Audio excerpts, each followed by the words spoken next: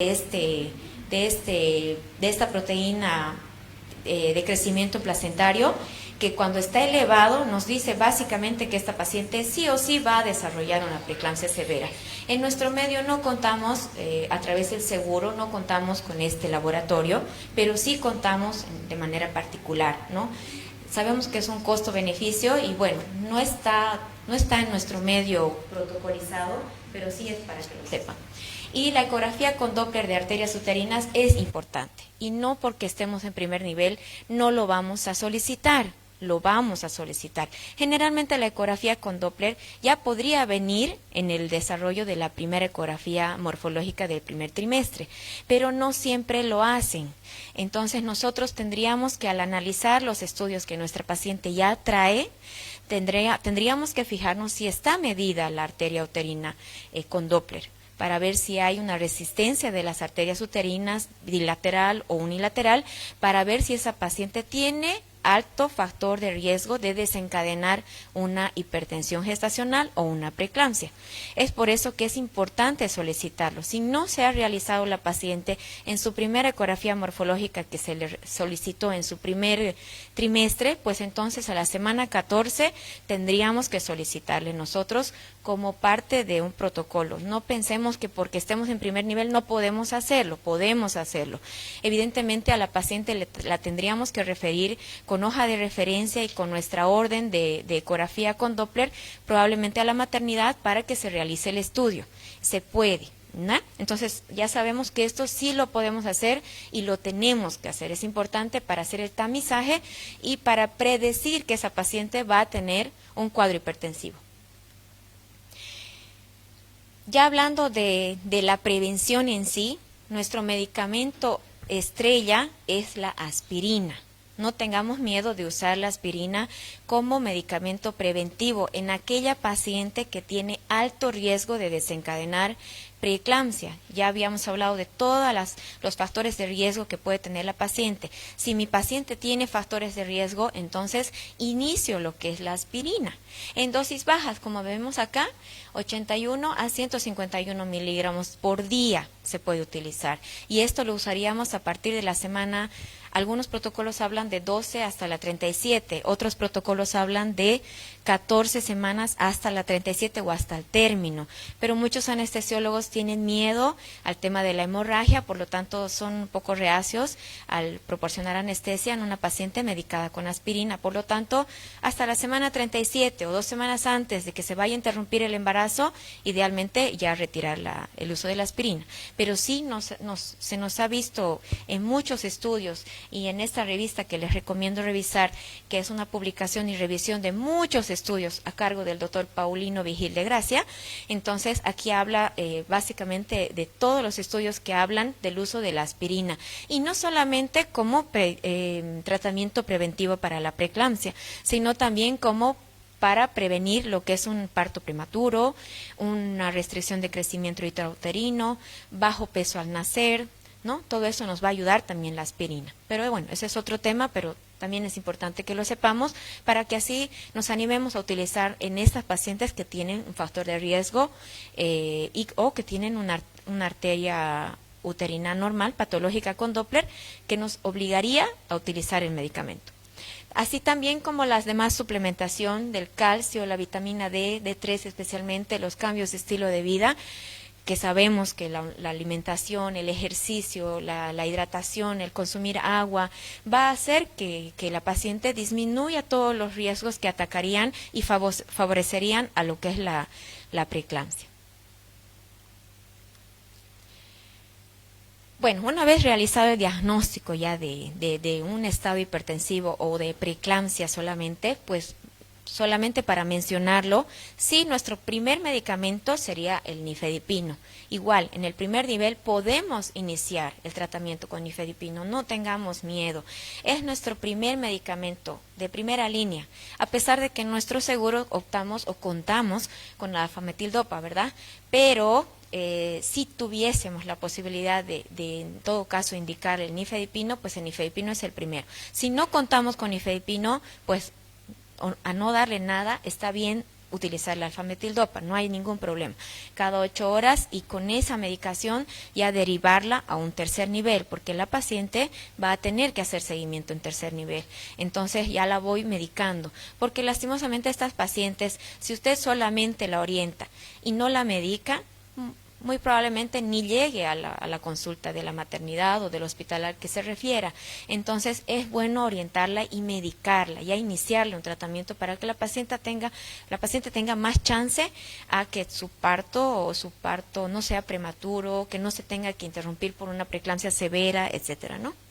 Y bueno, si ya estamos hablando de una paciente con una preeclampsia severa, con signos de severidad, pues vamos a tener que utilizar el método Sussman, que todos lo conocen, y que solamente si corresponde lo indicaríamos y la derivaríamos en ambulancia, obviamente, a la paciente para que sea atendida en un tercer nivel. Y estos son los signos de severidad que bien ya habíamos mencionado. Pasando ya a otro tema muy importante que también compete a lo que es el control prenatal del segundo trimestre del embarazo, estamos hablando de la diabetes gestacional. Muy importante este enfoque, ya que tenemos que también valorar a la paciente y encontrar factores de riesgo que van a hacer que esta paciente muy probablemente vaya a tener una diabetes gestacional. Estamos hablando de que las pacientes que vayan a tener mayor probabilidad a tener esta patología van a ser las pacientes con sobrepeso, obesidad, diabetes gestacional en embarazos previos o que sea diabética. Antecedentes familiares de diabetes también es un factor de riesgo. Macrosomía fetal en anteriores embarazos también es un factor de riesgo. Y la edad y la multiparidad también es un factor de riesgo. Pacientes mayores de 35 años tienen más riesgo a tener diabetes gestacional.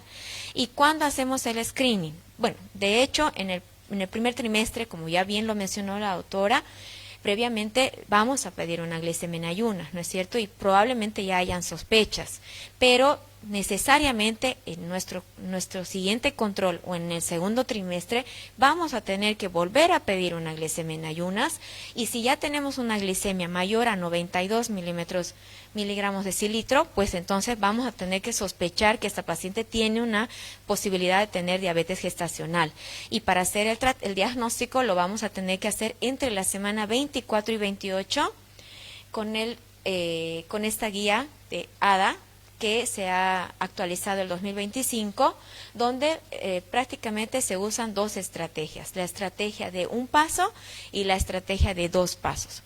La estrategia de un paso es una prueba donde se va a utilizar una carga de glucosa de 75 gramos en ayunas, como bien habíamos comentado, entre la semana 24 y 28.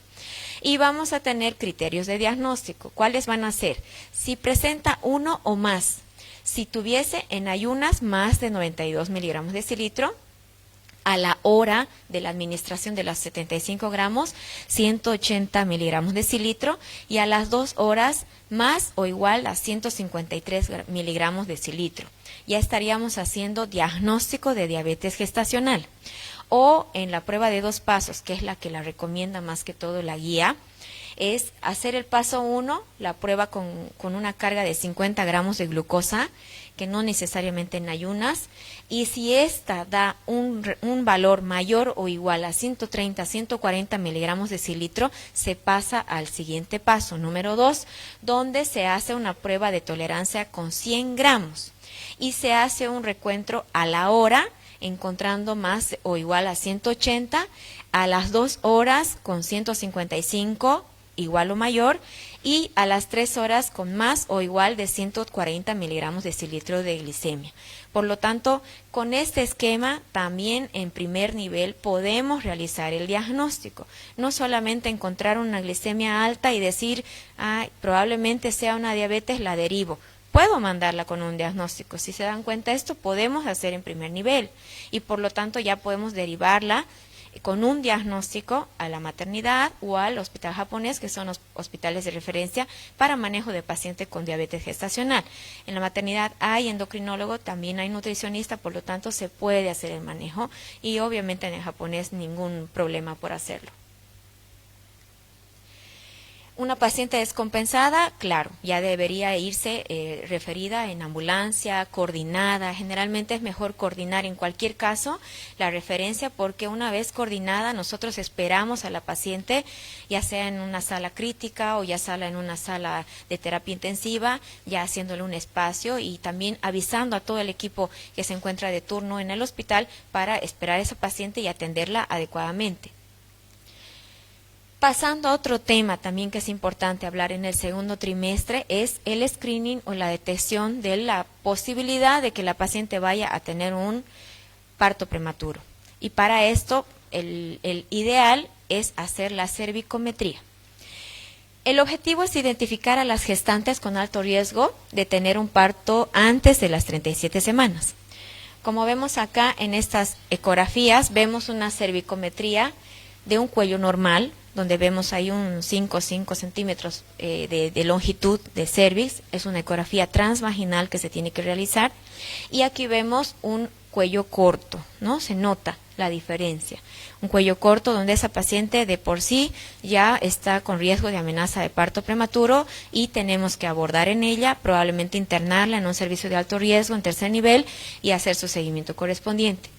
¿Cuándo se realiza? Se recomienda como evaluación universal entre la semana 18 y 24, porque si lo hacemos tempranamente y identificamos que esta paciente tiene un cuello corto, significa menor a 25 milímetros antes de las 24 semanas, puedo intervenir. Puedo hacer un cerclaje si se da el tiempo, puedo utilizar un pesario o simplemente manejarla en el servicio de alto riesgo obstétrico, ya sea en la maternidad o en el japonés si tuviera una patología de base, para que ese parto no sea prematuro, o por lo menos tratar de alargar lo más que se pueda para que tenga un mejor pronóstico el bebé.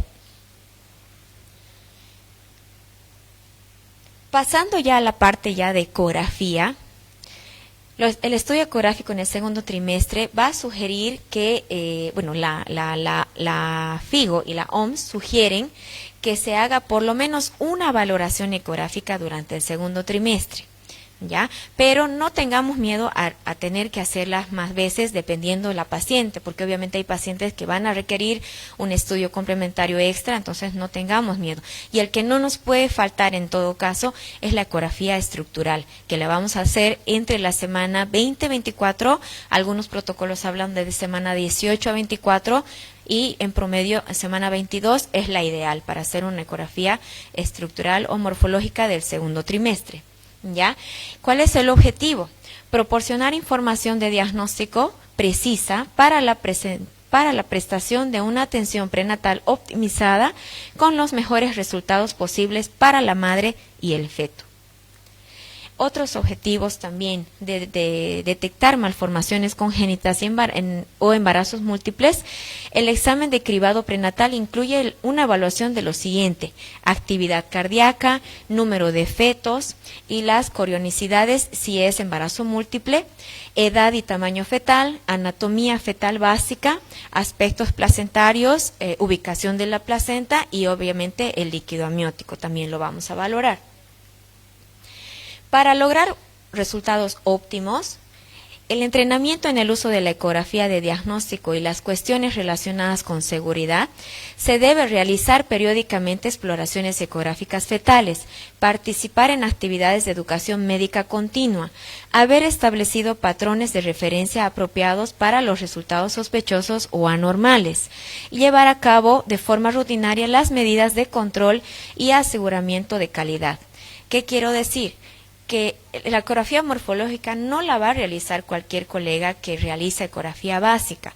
Tiene que ser un experto en ecografías morfológicas, ya que como es un estudio que realmente amerita tiempo de práctica, la curva de aprendizaje es larga para este tipo de ecografías, por lo tanto vamos a tener que tratar de hacer que nuestra paciente realice una ecografía morfológica, como les dije, entre la semana 20 y 24, pero en un lugar confiable. En el primer nivel podemos darle la orden de la ecografía obstétrica morfológica del segundo trimestre, más la hoja de derivación al hospital que ustedes quieran derivar. En este caso podría ser la maternidad o el hospital japonés. En la maternidad se realiza día a día de lunes a viernes durante el turno de la mañana, ecografías obstétricas morfológicas se programan, pero la paciente debe llegar con su hoja de derivación y en la parte donde dice la causa se pone en gabinete y más la orden que ustedes le darían del centro de salud. Básicamente, ¿qué se va a ver en esta ecografía? Primero un barrido general, vamos a determinar si el feto está vivo, si está muerto, si hay encefalia o si hay la ausencia de alguna extremidad. La columna, vamos a ver situs abdominal anormal, hernia diafragmática izquierda, meningocele, espina bífida abierta, agenesia sacra, teratoma sacrococcigeo. En cabeza vamos a encontrar lo que es holopresencefalia alobar, cerebelo en forma de banana, higroma quístico, quiste de la fosa posterior, cráneo en forma de limón, encefalocele occipital, edema de piel, ventriculomegalia. En cara podemos encontrar anoftalmias, exoftalmias, catarata, labio hendido, labio leporino, proboscide, microsnatia severa. En tórax podemos encontrar un defecto septal atrioventricular, malformaciones congénitas de las vías aéreas pulmonares, doble arco aórtico, ectopia cordis, aorta cabalgante, vena cava izquierda persistente, arco aórtico derecho, estenosis aórtica grave, coartación, estenosis pulmonar, derrame pericárdico, derrame pleural, situs inversus, tetralogía de Fallot, transposición de los grandes vasos, corazón univentricular, defecto septal ventricular. En abdomen podemos encontrar ascitis, agenesia renal bilateral, atresia duodenal, intestino ecogénico, gastrosquisis, onfalocele, dilatación de la pelvis renal, estómago pequeño o ausente. En la pelvis podemos encontrar una displasia renal quística, obstrucción del tracto urinario inferior, 2 vasos umbilicales, la ausencia de la vejiga. Extremidades podemos encontrar deformidad en la flexión fija de las muñecas, de los pies, displasia esquelética severa y tálipes. O sea, variedad de malformaciones que se dice que con 20 cortes que se realizan en la ecografía estructural o morfológica del segundo trimestre, se pueden detectar 40 patologías o 50 patologías de malformación congénita que nos podemos estar comiendo, en pocas palabras, ¿no? Y es importante, por eso les recalco, realizar la solicitud a nuestra paciente entre la semana 20 y 24, ya no nos olvidemos. Un poquito para que veamos los cortes, vamos a ver aquí el corte en cabeza para valorar lo que es cerebelo, tálamos, cisterna magna, septum callosum, línea media. Vamos a ver el corte sagital de lo que es la columna, para ver la integridad de la columna, que haya integridad en la piel, que no estemos ante una espina bífida, ¿no? Abierta. La cara, que la mamá le encanta esta ecografía, esta parte de la ecografía, al ver la carita, ¿no? Vamos a ver que si hubiera labio leporino, paladar hendido, una prosnatia, una microsnatia. El corazón siempre se valora de manera, un corte transversal para ver las 4 cámaras y bueno, toda la diversidad de patologías en corazón que podemos encontrar y obviamente en pulmón también, ¿no? En corte abdominal, en la circunferencia abdominal, vamos a encontrar lo que es la cámara gástrica, el seno portal, hasta la vesícula podemos llegar a ver del bebé y en las extremidades incluso podemos contar los deditos, ¿no? Si tiene polidactilia, si le faltan deditos, etcétera. Y esta parte también les interesa mucho a la paciente, ¿no? Saber qué género tiene su bebé, ya sea masculino con el famoso signo de la tortuga o el signo de la hamburguesa en el sexo femenino. Pasando a otro tema también que es sumamente importante y tengo que recalcarlo, es el tema de la prevención de la isoinmunización. En cuanto a la paciente que tiene grupo factor RH negativo, ¿no es cierto? Este pesquisaje o este interés de tener que hacer la valoración a esta paciente es porque necesitamos isoinmunizar a la paciente que no está inmunizada o que es su primer embarazo y que no va a repercutir en su primer embarazo, lógicamente, pero en el segundo sí. Sabemos que si no la isoinmunizamos, pues va a tener abortos recurrentes.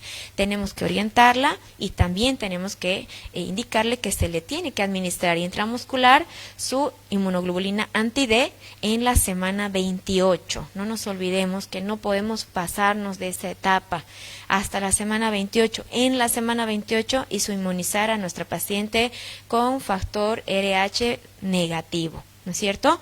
Y obviamente hacemos un test de Coombs previo, indirecto, para saber para respaldar que nosotros tengamos la necesidad de isoinmunizar a la paciente. Lastimosamente, sabemos muy bien, en nuestros centros no tenemos y no contamos con la inmunoglobulina. Es una pena porque inclusive en hospitales de segundo nivel tampoco se cuentan y en la maternidad o en el japonés el stock es muy escaso. O sea, muchas veces hay centros que derivan a las pacientes de primer nivel por tener este factor RH negativo, pero no es un motivo de referencia. No es un motivo de referencia, pero lo hacemos porque la paciente no tiene posibilidades económicas para conseguir la inmunoglobulina, ¿no? Pero no cubre tampoco el stock a las pacientes de la maternidad ni del tercer nivel, o sea que realmente es bien difícil poder darle oportunidad a la paciente externa. Es por eso que tampoco no se justifica la derivación, lastimosamente, es una falencia que tenemos en nuestro nivel, ¿no?, del sistema de salud, pero que es para su conocimiento. En el caso de que no se le pueda descargar la inmunoglobulina por el seguro, pues tenemos que indicarla que se la compre, que se la administre y que se la compre, pero tenemos que indicarla hasta la semana 28. ¿Cuál es el objetivo? El objetivo es neutralizar el paso de eritrocitos fetales a la circulación materna, evitando la sensibilización y el desarrollo de enfermedad hemolítica, ¿no es cierto? Y bueno, ya hablando un poquito de la suplementación, ya se ha hablado en lo que es la etapa del primer trimestre en el control prenatal, pero como les decía, muchas veces la paciente termina su medicación que se le ha dado en el primer trimestre y no continúa con nada. Y si nosotros no indagamos, no hablamos con la paciente, no tenemos ese contacto con los ojos con la paciente y decirle qué está tomando, cómo se siente, todo lo que tengamos que hacer en cuanto a nuestro interrogatorio, entonces no vamos a poder ayudarla. Por lo tanto, sí es importante preguntarle nuevamente qué está tomando, qué ha recibido, realizó algún tratamiento de alguna enfermedad, y hay que ver también sus laboratorios por si viene con un laboratorio patológico y que no lo llevó, no lo hizo revisar con su médico, por lo tanto no recibió medicación, y bueno, nosotros estamos ahí para que en ese momento se le pueda indicar lo que necesite, ¿no? En este caso, por decir, una anemia que a veces no la notamos y bueno, viene su laboratorio de hace mucho tiempo, no hizo tratamiento, está tomando su sulfato ferroso, no estoy tomando. Entonces nosotros estamos ahí en cada control prenatal a la pesquisa de cualquier anormalidad o de cualquier cosa que la paciente no esté haciendo correctamente para su control prenatal. Entonces tenemos que tratar de hacer un control prenatal lo más empático posible y también buscando tratar de que no se nos vaya ninguna patología o ninguna alteración en el embarazo que pueda estar cursando.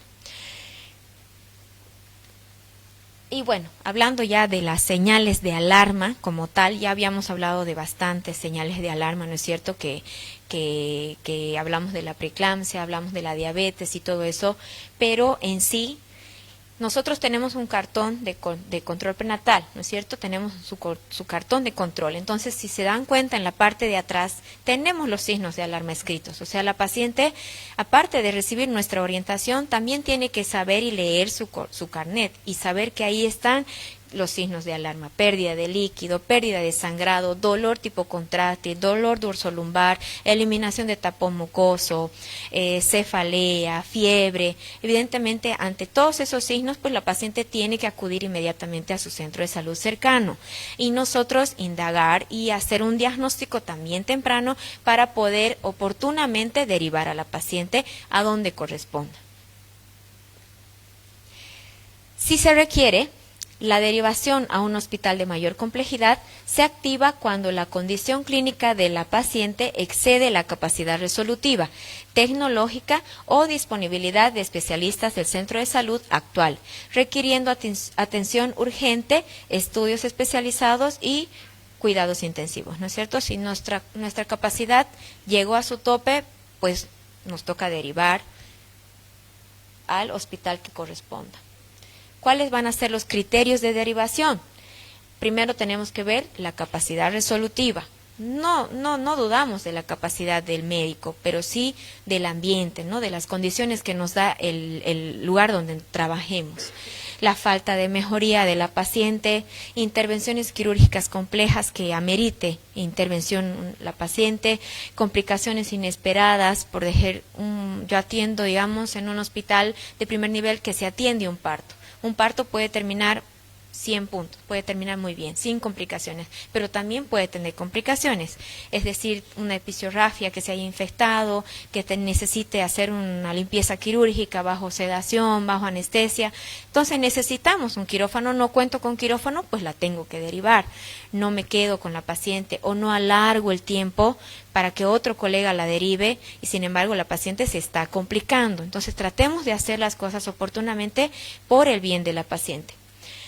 Y bueno, los estudios diagnósticos avanzados que puedan tener en tercer nivel probablemente que vayan a necesitar que yo derive a mi paciente de primer nivel.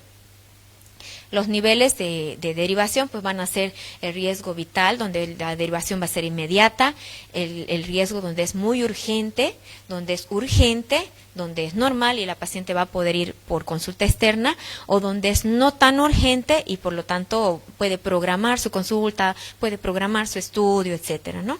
Eso ya nosotros lo vemos y nosotros la orientamos.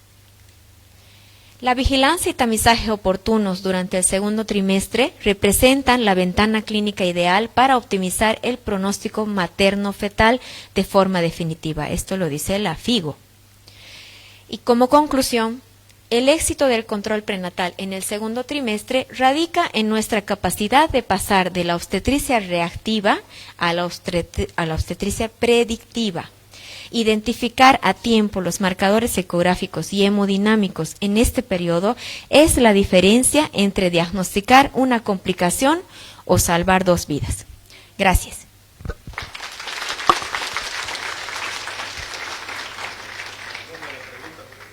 ¿Alguna pregunta, por favor?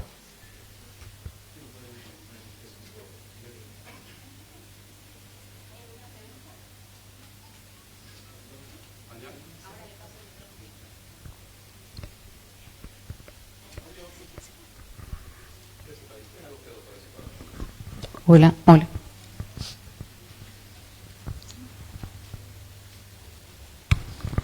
Ya, buenas noches, doctora. Yo tengo una pregunta que me ha pasado varias veces. ¿No se escucha? ¿Ahora sí? Me han llegado pacientes con su panzota ya, para decirlo así, sin nada, cero. Es que vine porque ya estoy panzona, me dice yo. Hay unas que llegan con una ecografía de más o menos 24 o 26 semanas, una sola, sin nada más, cero, ni siquiera un examen de sangre. Y hay familiares que se enojan porque quiere que uno le solucione, le diga todo ahí, y uno, y a veces en el mismo centro de salud no hay ni ecógrafo. ¿Cómo puede uno abordar a una paciente así? ¿Qué hace ahí? Sin que los familiares quieran sacarte los ojos a veces, para así decirlo. Bueno, primero tendríamos que orientar a la paciente y a los familiares en cuanto a la paciente no realizó controles, ¿no? No realizó controles. Entonces, inclusive en la historia podemos poner que es negligencia familiar y orientar a que cualquier complicación que pueda presentar durante su embarazo está fuera de sus manos, porque ya la paciente llegó tarde, no se realizó ecografía del primer trimestre morfológica, no se realizó su segunda morfológica del segundo trimestre, por lo tanto, ese bebé podría o no tener alguna malformación congénita que no lo va porque no todas las ecografías van a poder hallar todos las malformaciones que pueda tener ese bebé, ¿no es cierto? Y por otro lado, todas las complicaciones que ya podría tener por la ausencia de suplementación, de falta de hierro, no hemos hecho tamizaje de nada, no hemos hecho prevención de nada. Entonces habría que orientarla. ¿Se deriva? Se deriva, o sea, bueno, en realidad esa paciente no la deriva para que no la maneje usted. Usted le puede hacer su seguimiento, pero lo que tiene que hacer es tal vez pedirle una ecografía, si no cuenta con ecografía en su centro, a la maternidad, con una hoja de referencia para estudio de gabinete, con su orden y hacer una ecografía allá. En el mejor de los casos, si ya estamos con una edad gestacional entre 28 y 35, le puede pedir una ecografía con Doppler, también para por lo menos ayudar un poquito en indagar otro tipo de patologías ya de esa etapa, ¿no? Por lo menos, pero sí no se tiene que escapar, si es que está dentro de la edad gestacional, de todo lo que hemos hablado de tamizaje, pues entonces usted aprovechar la paciente y pedirle todo lo que esté en su alcance. Y se puede especificar ahí que la paciente me llegó con absolutamente nada dentro de su historia. ¿Se puede? Sí, en su historia usted tiene que anotar, porque ese es su respaldo, ¿no? Tiene que poner negligencia familiar, negligencia de la paciente. Uh-huh. Gracias. Otra pregunta, por favor. Sí.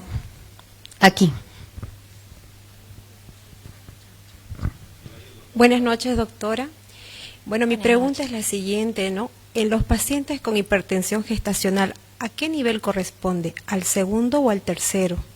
Y si podríamos dar algún tratamiento mientras va la paciente, ¿no? Exactamente. Sí, exactamente eso hablábamos, de que la paciente con hipertensión gestacional va a ser derivada al segundo nivel. Solamente las pacientes con preeclampsia con signos de severidad van a ir a tercer nivel. Solamente ellas. Inclusive las preeclampsias sin signos de severidad pueden ser manejadas en segundo nivel. Ahora va a depender mucho también la edad gestacional, obviamente, ¿no? Si la edad gestacional está menor a 34 semanas, pues es una paciente para derivar a la maternidad, por más que sea hipertensión gestacional o preeclampsia con signo de severidad, ¿no? La edad gestacional va a ser otro motivo por el cual usted va a ver dónde la va a mandar o si se la va a quedar. Es una paciente que solamente tiene factor de riesgo, sí le puede hacer el seguimiento. Y cuando la paciente ya tenga un diagnóstico claro, o sea, que ya haya desencadenado, desarrollado una hipertensión, ahí ya la derivamos. Y la medicación, como habíamos dicho, es el nifedipino de primera línea. Si no contamos en nuestro centro con nifedipino de 20 miligramos cada 8 horas, entonces la vamos a tener que mandar con alfametildopa de 500 miligramos cada 8 horas. O sea, ya la puedo medicar para mandarla. Sí, la tiene que medicar porque las pacientes son muy irresponsables, ¿no? Entonces, en lo que usted la está mandando, ella no fue, no va, no llegó y la vuelve, pero yo la derivé a la maternidad, no fue. No va por comodidad, por sus hijos, muchos factores, ¿no? Lastimosamente nuestra sociedad es así, pero sí tenemos que medicarla porque es su momento, es su oportunidad. En la oportunidad en la que usted la tuvo ahí a la paciente es en la que tiene que hacer algo. Ya la perdió, no la medicó, ya la perdimos. Ya si la paciente llega complicada, ya sea a tercer nivel, a segundo nivel, ya no se puede hacer nada, ¿no es cierto? Gracias, doctora. Con gusto. Por favor, levante la mano.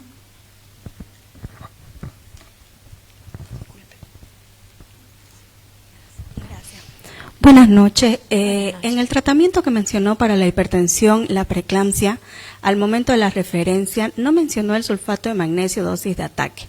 ¿Primer nivel no nos corresponde iniciar el sulfato de magnesio? El sulfato de magnesio se inicia donde se encuentra la paciente, donde se diagnostica, porque tenemos que prevenir que esa paciente vaya a convulsionar, es decir, que vaya a hacer una eclampsia. Por lo tanto, yo sé que no todos los centros vamos a contar con el sulfato de magnesio como descargo, ¿no es cierto? Eso es cierto. Incluso en hospitales de comunidades, ¿no es cierto? En provincia no se cuenta con sulfato de magnesio más que con 4 ampollas. Muchas veces lo he visto en persona. Pero Idealmente es tratar de derivarla con sulfato de magnesio para evitar que esa paciente en el trayecto o en la ida, en la referencia, vaya a convulsionar. Porque si esa paciente tiene signos de severidad, pues entonces es una inminencia de eclampsia. O sea, cualquier ratito, una bomba de tiempo y ella va a convulsionar. Entonces, para evitar eso, tengo que utilizar la dosis de ataque. Sabemos que es de 4 gramos de sulfato de magnesio en bolo lento, y la dosis de mantenimiento es de 10 gramos en solución fisiológica a 33 gotas por minuto, ¿no? Eso.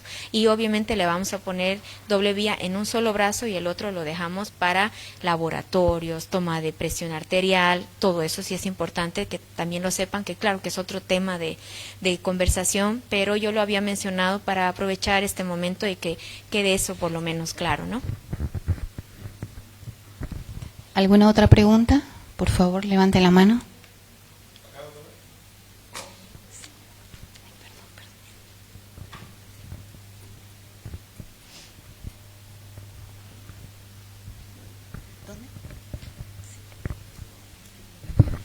Buenas noches, muchas gracias por la ponencia, doctora. Muy bonito el tema, bien explicativo, pero tenía una duda sobre el anti-D, doctora.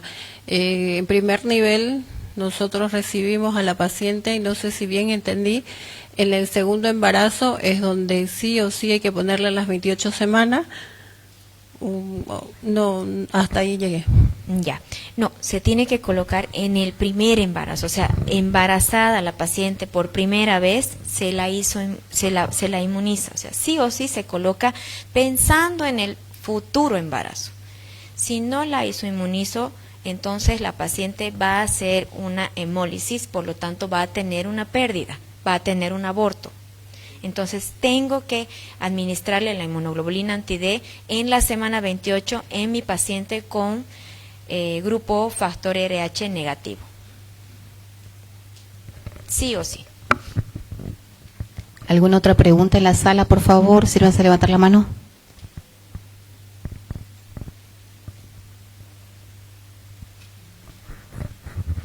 Buenas tardes, doctora. Una consulta, entre la cardioaspirina y la aspirina, ¿hay alguna diferencia? Porque nosotros ocupamos, en el lugar donde yo estoy, sí tenemos la cardioaspirina. Entonces tenemos pacientitas que están a veces con la presión alta y preferimos darle eso como protección más que todo en la parte, aparte de la presión, también gastrointestinal, pero no sé. Como me menciona acá que la aspirina podemos darle sin ningún problema, ¿hay alguna diferencia con la otra? Sí, bueno, primero que la aspirina no la vamos a utilizar como tratamiento en la hipertensión, no la vamos a utilizar como tratamiento, más bien el tratamiento es preventivo. Ahora, la cardioaspirina es de 100 miligramos. Habíamos hablado que la dosis que se maneja y que nos sugieren los protocolos son de 81 hasta 150, que son dosis bajas. Esas dosis se tienen que manejar. Nosotros en nuestro medio no contamos con una aspirina de 81 miligramos. Por lo tanto, vamos a utilizar la que contamos. En este caso, o la de 100 miligramos o la de 150, que no hay ningún problema. Incluso en el mercado, la más popular, sin decir nombres, es de 150 miligramos, por lo tanto es lo que tenemos a nuestro alcance, ¿no? Pero nos estamos rigiendo en un protocolo ya a nivel mundial que ya todos lo manejan como tamizaje preventivo, ¿no? Porque no lo podemos manejar ya como tratamiento, porque si ya la paciente ya es hipertensa, gestacional o preeclámptica, ya el daño ya está hecho, o sea, las arterias que son el defecto que tiene en la placenta, ¿no es cierto?, en esa migración del endotelio, entonces ya está defectuoso, ya eso ya no va a revertir por más que le demos más dosis o algo, no, simplemente ahí ya sería hacer tratamiento ya para la hipertensión, ya no preventivo.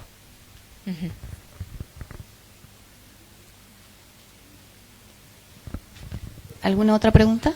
Aquí, todavía. Claro. Doctora, buenas noches. Buenas noches. Referente a lo que es el tema preventivo en el manejo de la aspirina, ya nos quedó bien claro en el tema del uso. ¿Por cuánto tiempo lo podríamos usar en modo de prevención? Se utiliza desde la semana 12 hasta la semana 37 o de la semana 14 hasta la semana 37. Les comentaba de que es el tema de los anestesiólogos o el riesgo de hemorragia que pueda tener durante el parto o cesárea por el uso de la aspirina. Por eso es que se recomienda hasta la semana 37 o suspenderlo tras que se sepa que se va a interrumpir el embarazo para evitar la posibilidad de hemorragia, ¿no? Sí, pero sí se utiliza durante ese tiempo porque habíamos hablado de las otras ventajas también. Entonces nos va a seguir sirviendo como tratar de disminuir la posibilidad de parto prematuro, de restricción de crecimiento intrauterino y de que haya una tromboembolia. Eso también nos va a ayudar. Gracias. ¿Alguien más? ¿Alguna pregunta más? ¿No? Muchas gracias, doctora. Gracias. Gracias, doctora Vania Villalba Aguilar, muchísimas gracias. Muchas gracias, doctora, por compartir sus conocimientos con sus colegas. Estimados doctores, doctoras, tenemos ya nuestro siguiente expositor, nuestro último expositor, el doctor Cosme Zelaya. Vamos a darle también la bienvenida. Vamos a pedirle acá al doctor Cosme para que pueda estar acá con nosotros. Doctor Cosme Zelaya, especialista en ginecología y obstetricia, médico de planta del servicio de emergencias de nuestra maternidad Percy Bolans, jefe del departamento de docencia e investigación también de la maternidad Percy Bolans, responsable de atención de referencia y contrarreferencia. Había muchas preguntas de temas de referencia y contrarreferencia. El doctor también tiene ese conocimiento para poder responder. Diplomado en medicina materno-fetal, diplomado en educación superior, diplomado en ecografía obstétrica. Por favor, démosle un fuerte aplauso al doctor Cosme Zelaya, que está acá con nosotros también. Muchísimas gracias, doctor. Para que pueda dirigirse a todos los presentes, le pasamos el micrófono.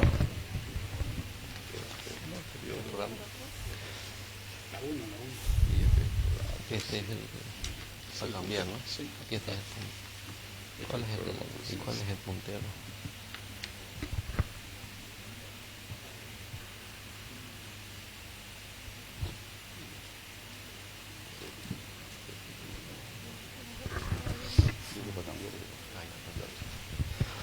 Bueno, no sé si es que ya están cansados, pero el objetivo de mi presentación, como ya me presentó el doctor, hoy vamos a tener un tema un poco más conciso, más preciso, más sobre el manejo de emergencia, sobre atención primaria, ¿no? Que es lo que ustedes, lo que realmente es lo que hacen en su lugar de trabajo, ¿ya? Hay temas que yo o puntos que yo voy a obviar, porque teóricamente la mayoría de aquí son profesionales que se desempeñan en el área médica, tanto de primer nivel y algunos de segundo nivel. Pero voy a ser muy conciso en algunas partes que sí les va a interesar que tengamos conocimiento. Vamos a empezar con el control prenatal de calidad, con evidencia práctica clínica, ¿no?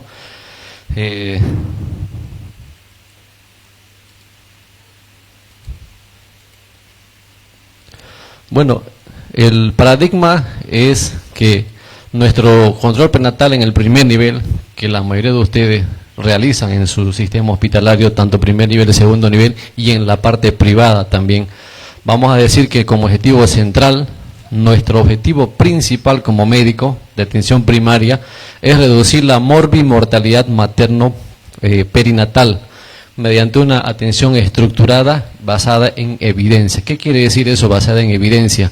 De que ustedes puedan documentar todo. Lo que no se escribe, no se hace, ¿no? Si ustedes tienen una paciente gestante, tiene que documentar todo, hasta la frecuencia cardíaca fetal, ¿no? Ecografía, laboratorio, documentar todo, adjuntar todo, respaldar todo. ¿Y cuáles son los pilares fundamentales de control prenatal? De un buen control, que sea precoz, que sea lo más antes posible. A veces la paciente pregunta, Doctor, le cuento que estoy embarazada, pero yo no sé cuándo voy a comenzar a hacer mis controles prenatales. A veces pregunta la vecina o la amiga o cualquier persona que sepa que ustedes son médicos. Dice que tiene que ser lo antes posible, mejor si es en el primer trimestre. Y debe ser periódico, y la periodicidad lo damos nosotros. Cuando la vemos a la paciente por primera vez, la captamos, le decimos cuándo tiene que retornar. Más adelante vamos a ver un cronograma de la periodicidad, y debe ser además completa, dependiendo de la edad gestacional que ustedes encuentren a la paciente, debe ser completa, que ya también lo vamos a ver más adelante. Herramientas claves, herramientas que ustedes la tengan en su medio, en su centro, en su hospital. Si están en un primer nivel y no tienen Doppler obstétrico, un pinar, o si no, un fonendoscopio que tenga doble campana, que también sirve, o si no, el mismo oído que tengamos. O sea, todo lo que tengamos sirve. Si tenemos ecógrafo, ocupemos el ecógrafo, ¿no? Y si tenemos ecografista, mandemos al ecografista. Si tenemos monitoreo, hagámoslo también. O sea, en las herramientas que ustedes tengan en su medio. Y debemos hacer una selección de pacientes. Ustedes tienen que hacer una selección de pacientes ¿en base de qué? En base de una anamnesis que ustedes vayan a tener cuando tengan la primera entrevista o la primera consulta de la paciente. Van a agrupar, por así decirlo, a sus pacientes que ustedes manejen. Pacientes de riesgo bajo, riesgo medio y riesgo alto. Riesgo bajo son aquellas pacientes que están entre 20 y 35 años, sin patologías crónicas, o sea, pacientes jóvenes que ustedes vayan a ver, embarazadas. Y de riesgo medio, aquí lo que me llama la atención, le tiene que llamar la atención a ustedes, es pacientes menores de 20 años y mayores de 35 años. ¿Por qué las menores de 20 años? ¿Alguien me puede dar una opinión o un criterio médico? Vamos a hacerlo participativo. Alguien que me diga por qué una paciente menos de 35 años la consideraría yo riesgo medio, o sea, es un embarazo de riesgo. A ver, rapidito, ¿alguien? Bueno, una paciente menos de 20 años, pongámosle paciente de 15 años de edad, con un pico hipertensivo, 140, 80. ¿Será que con esa presión una paciente convulsiona? Paciente de 15 años o de 16 años, o pongámosle 18 años. ¿Han visto alguna vez convulsionar a una paciente embarazada con una presión de 135, 80 o 140, 80? Sí, ¿no ve? Sí convulsionan. Y una paciente añosa, más de 35 años, con una presión de 210, 100, ¿convulsiona? Generalmente sí. ¿Y por qué será que una paciente adolescente convulsiona con una presión baja? Porque se supone que una paciente adolescente no ha estado sometida o su sistema no regula la presión o los picos hipertensivos.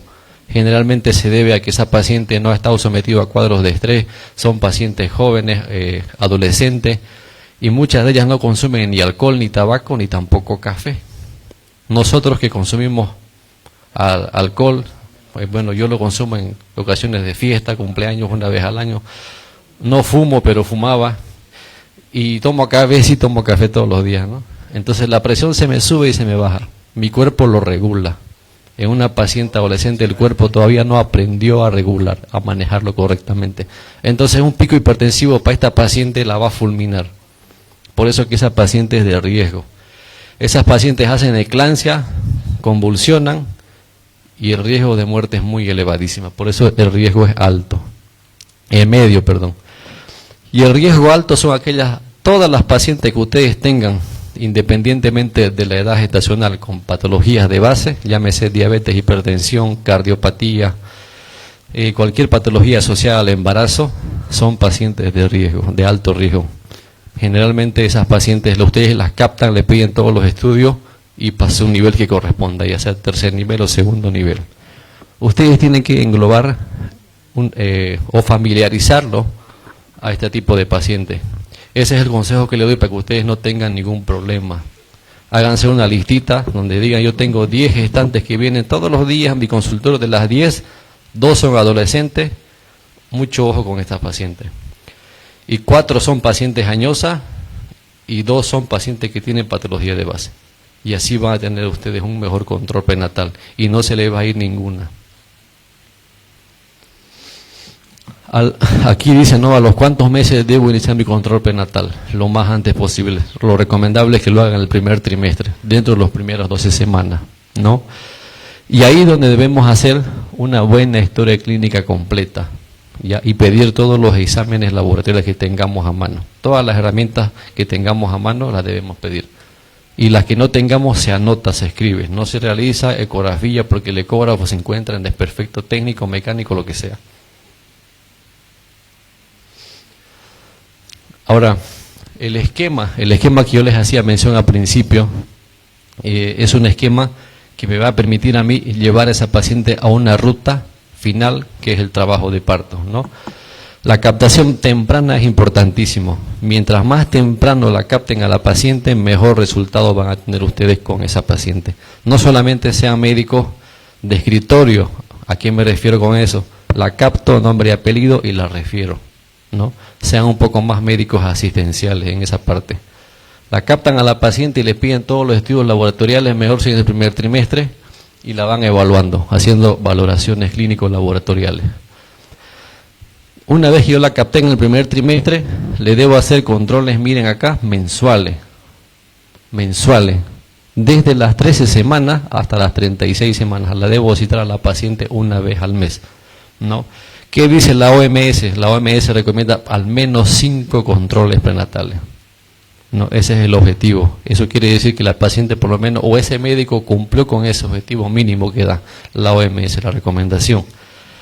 Pero aquí tenemos, miren, un seguimiento. Si yo tengo una paciente entre 13 y 36 semanas, la debo citar una vez al mes. Pero si ya la paciente ya sobrepasó las 36 semanas, una vez cada 15 días o cada 10 días. Eso ya es criterio médico, estas son recomendaciones que debemos seguir, ¿no? Y si ya la paciente llegó a un embarazo a término y ya 38 semanas yo estoy pensando referir a segundo nivel o a tercer nivel para que interrumpa el embarazo, si es que así lo requiere, ya yo debo citar a la paciente más seguido, cada 3 días, cada 5 días, hasta que yo logre coordinar su traslado de la paciente. ¿Ya? ¿Qué debo pedir? Debo pedir todo lo que tenga a mano, y si no lo tengo lo mando a un segundo nivel que sí lo tenga para que lo analicemos. Un examen hematológico completo, pruebas de Chagas, sífilis, hepatitis A, B, C, todo lo que tengamos de la serie blanca, serie roja, función renal, función hepática, ya, toxoplasmosis, Chagas, y un examen general de orina y un cultivo de secreción vaginal, ya. Y un papanicolau si nos encontramos dentro del primer trimestre, se puede realizar también, ya. Y si la paciente tiene antecedentes de diabetes o prediabetes en su anterior embarazo o familiares con diabetes, también puedo hacer una prueba de tolerancia a la glucosa a las 24 semanas hasta las 28 semanas. Eso lo hacen en el laboratorio, ustedes lo solicitan y lo hacen ellos. Que consiste solamente en ingerir 75 gramos de glucosa, ¿no? Eso lo hace el laboratorio, pero también es bueno que lo recomendemos con los antecedentes que la paciente tenga. Y un examen general de orina también, ¿no? Y más aún si la paciente tiene sintomatología alguna que puede venir con disuria, polaquiuria. ¿Por qué es importante buscar infecciones? Porque las infecciones son la causa fundamental de las amenazas de parto prematuro o las amenazas de aborto o las amenazas de parto inmaduro. Por eso es que es importantísimo que busquemos focos infecciosos, inclusive los problemas odontológicos. Por eso es que es importante que ustedes como médicos por lo menos una vez la deriven al odontólogo. Una paciente que tiene amenaza de parto prematuro, que llega a su consulta o a la emergencia de ustedes, busquen siempre causa infecciosa. No se vayan a lo primero que hacemos muchas veces, damos tocolíticos, nifedipino, progendo y le pedimos reposo. Probablemente estemos mejorando el cuadro de la sintomatología con el tocolítico. Probablemente la paciente mejore 6-12 horas, pero su cuadro infeccioso odontológico, que yo no lo he visto, que no lo tomo en cuenta, le va a provocar nuevamente una liberación de tormentas citoquinas proinflamatorias y la amenaza de parto prematuro continúa. Lo que estaba con una amenaza le llega ya con trabajo de parto inmaduro. solamente por no haber tratado un proceso infeccioso.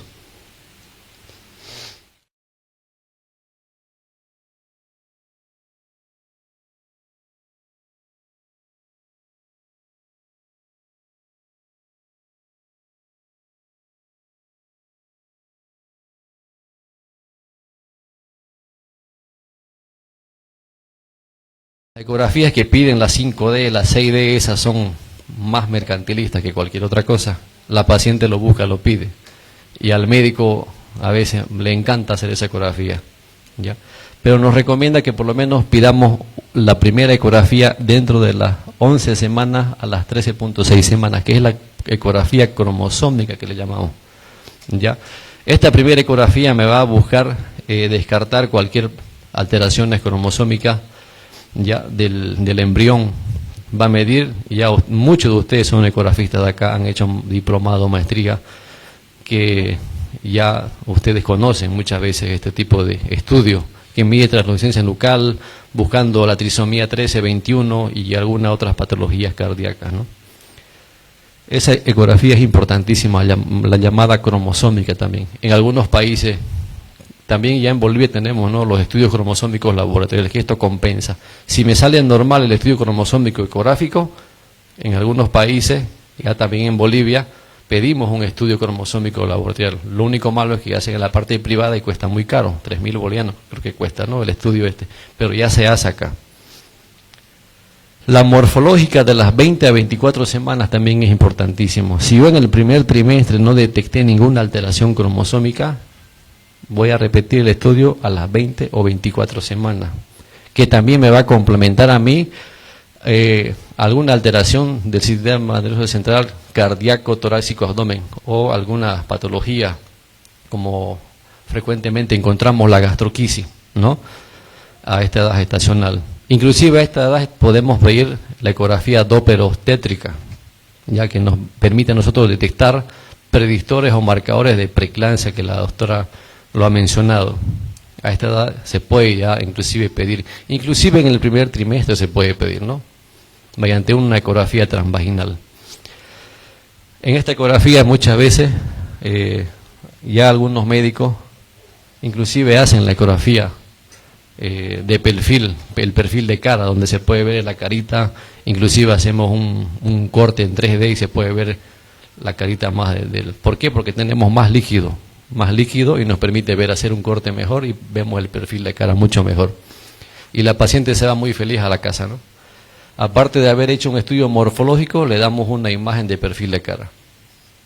En el tercer trimestre es un estudio que ya me planifica qué es lo que va a pasar con esta paciente. Me va a planificar si está en una buena posición, situación, presentación, ¿no? Que eso, y yo sé que la mayoría de ustedes lo saben, que es la maniobra de Leopold, pero por ecografía yo ya voy a saber que la paciente está en una buena posición para parto o no lo está. O está oblicuo, está transverso o está podálico. O si es que me está haciendo un retardo de crecimiento intrauterino, hay o no hay concordancia con la fecha última regla, con la ecografía del primer trimestre, si creció o no creció, o desarrolló o no desarrolló, inclusive la localización de la placenta ya me está definiendo ya. Por eso esta ecografía también es importante, me define qué voy a hacer como profesional. Y luego, la evaluación clínica no reemplaza la ecografía. La evaluación médica que ustedes vayan a hacer no va a reemplazar la ecografía.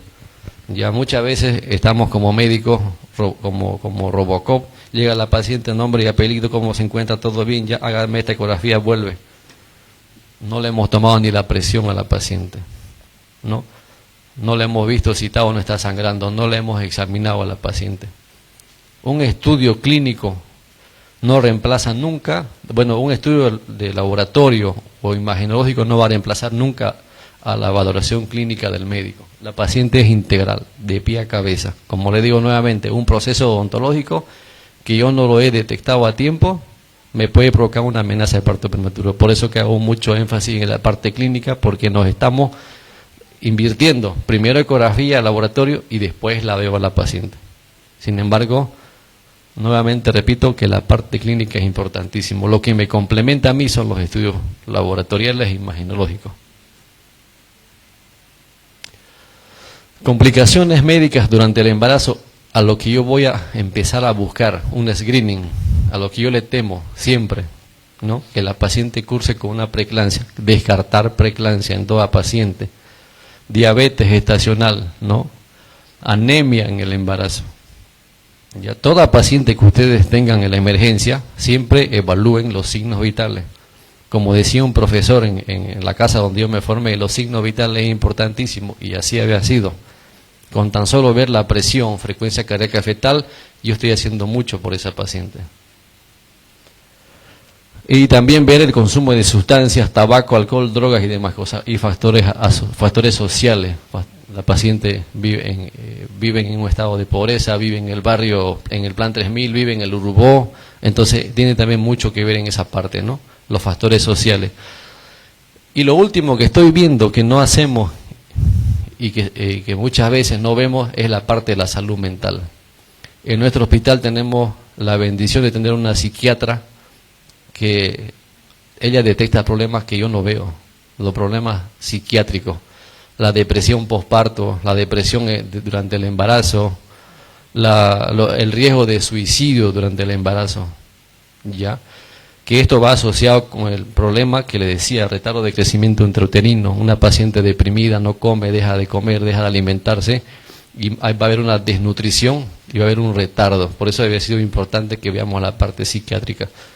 Los que tengan pacientes embarazadas y tengan sospecha de problemas psiquiátricos pueden hacer una referencia inclusive a maternidad, que tenemos psiquiatra, por si no lo sabían, ¿no? Para que las podamos apoyar en esa parte. Como conclusión, la conclusión es reducir la morbimortalidad materna y neonatal, con tan solamente haber hecho una buena valoración, un buen control prenatal, solamente eso, ¿no? Yo tengo un plan de temas que me han dado, que es control prenatal y parto, y un poquito me voy a prolongar, estoy haciendo lo más rápido posible. Así que si tiene el tema de parto, vamos directamente a eso.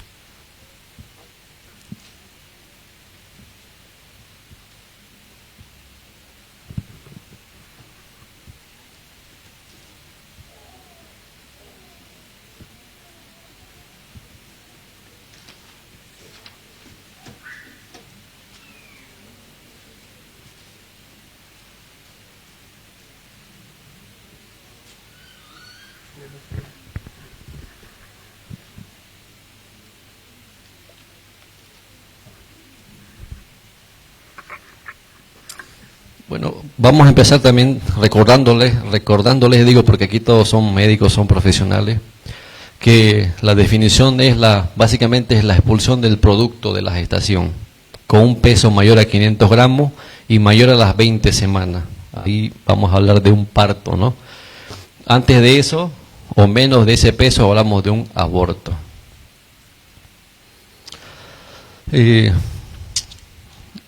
Vamos a hacer un poco más énfasis en la atención de emergencia en esta parte. No voy a hablar de mecanismo de parto o el periodo del parto, que eso es mucho más de facultad. Vamos a hacer un poco más énfasis en la parte de emergencia, ¿no? Es importante una valoración médica que priorice la estabilización del binomio, ¿no? Del binomio madre-hijo. Estabilización, a eso se basa el manejo de la paciente gestante en el servicio de emergencia, inclusive también en la consulta externa. ¿Qué hacemos en la emergencia? Tenemos que hacer un buen triaje. Vemos si esa paciente es urgencia o es emergencia, ¿ya? Lo primero que tenemos que hacer es eso, ¿con qué tipo de paciente estoy tratando? Y hacemos una valoración obstétrica inicial. Todos los médicos acá tienen que tener la capacidad y destreza de tener un conocimiento básico obstétrico. La paciente gestante no es manejo del médico ginecólogo, es manejo integral, ¿ya? Y hacer una conducta médica resolutiva. La conducta médica es la que lo dan ustedes, los médicos, si es para parto, o es para cesárea, o es para derivar o no es para derivar. Y veo mi capacidad hospitalaria. Yo puedo ser un buen ginecólogo, o la doctora puede ser una buena ginecóloga, excelente, pero si no tiene los medios necesarios en su centro de salud, ustedes no pueden hacer nada, ¿no? Me preguntaré, ¿tengo equipo para atención del parto? No, no lo tengo, entonces lo derivo. Tengo medicamentos uterotónicos en la emergencia por si me hace una hipotonía la paciente. No tengo. Me dirá la farmacéutica, no hay oxitocina. Miso, tampoco tengo miso. Ergotraten, ni sabemos qué es eso, dicen, ¿no? Entonces, si no tengo los medicamentos, mi capacidad hospitalaria de mí está reducida, por más que yo sea excelente médico. Eso también tiene que ver ustedes. En el examen obstétrico, ¿qué es lo que van a determinar ustedes primero? La edad gestacional, con cuántas semanas de embarazo su paciente cursa. Ustedes, como médicos generales, ya han pasado por la facultad, saben, conocen las herramientas que utilizamos para edad gestacional. Puede ser una ecografía, altura uterina, regla de McDonald, la fecha última regla, pero yo determino cuántas semanas de embarazo tiene la paciente. Y en base a eso voy a partir para saber si la paciente es para primer nivel, segundo nivel, o es para mi primer nivel, ¿no? Después de que yo sepa cuántas semanas tiene la paciente, ¿qué hago? Evalúo el bienestar fetal. ¿Está en sufrimiento fetal? ¿Está en amenaza de parto prematuro? ¿Hay sangrado? ¿Hay DPP? Evalúo el bienestar fetal. ¿Ya? Hago ecografía obstétrica si lo tengo en la emergencia, si lo puedo solicitar. Pero si no lo puedo solicitar, no me voy a exponer yo como médico a despachar a la paciente, tome su orden ecográfica y cuando la tenga vuelva, sabiendo que la paciente está sangrando, ¿no? A veces hacen eso. Me mandaron a hacer ecografía y yo me desmayé allá y me vengo porque me dijo que vuelva con ecografía y no tengo plata para hacerme ecografía. Nos llegan hacia la maternidad. ¿Ya? Monitoreo fetal si lo pueden realizar. Si tienen ahí en su centro lo pueden hacer y lo pueden pedir y lo puede hacer la paciente, tiene recursos, lo solicitan. Y lo que no se puede hacer y ustedes como médicos lo necesitan, entonces escriban el expediente clínico, se solicita ecografía de emergencia porque sospecho tal cosa, desprendimiento o DPP, lo que sea, y si no tiene la paciente o no tienen ustedes en su centro de salud, no se encuentra en el hospital o centro de salud, por lo que se solicita traslado a segundo o tercer nivel o ecografía en la parte privada. Documentar todo, como les decía en la anterior presentación. Y nuevamente ver capacidad resolutiva del servicio de emergencia. Y nuevamente recuerdo en este slide de la anterior diapositiva, veo el riesgo obstétrico de la paciente, ¿no? Lo que ya les mencioné. Capacidad médica según capacidad, o conducta médica según capacidad resolutiva. Refiero o atiendo el parto. ¿Qué voy a hacer con esa paciente? Ya sé cuántas semanas tiene, ¿no? O la refiero o la atiendo el parto. Si la refiero, determino el estado general de la madre, vitalidad fetal y el estado clínico de la paciente.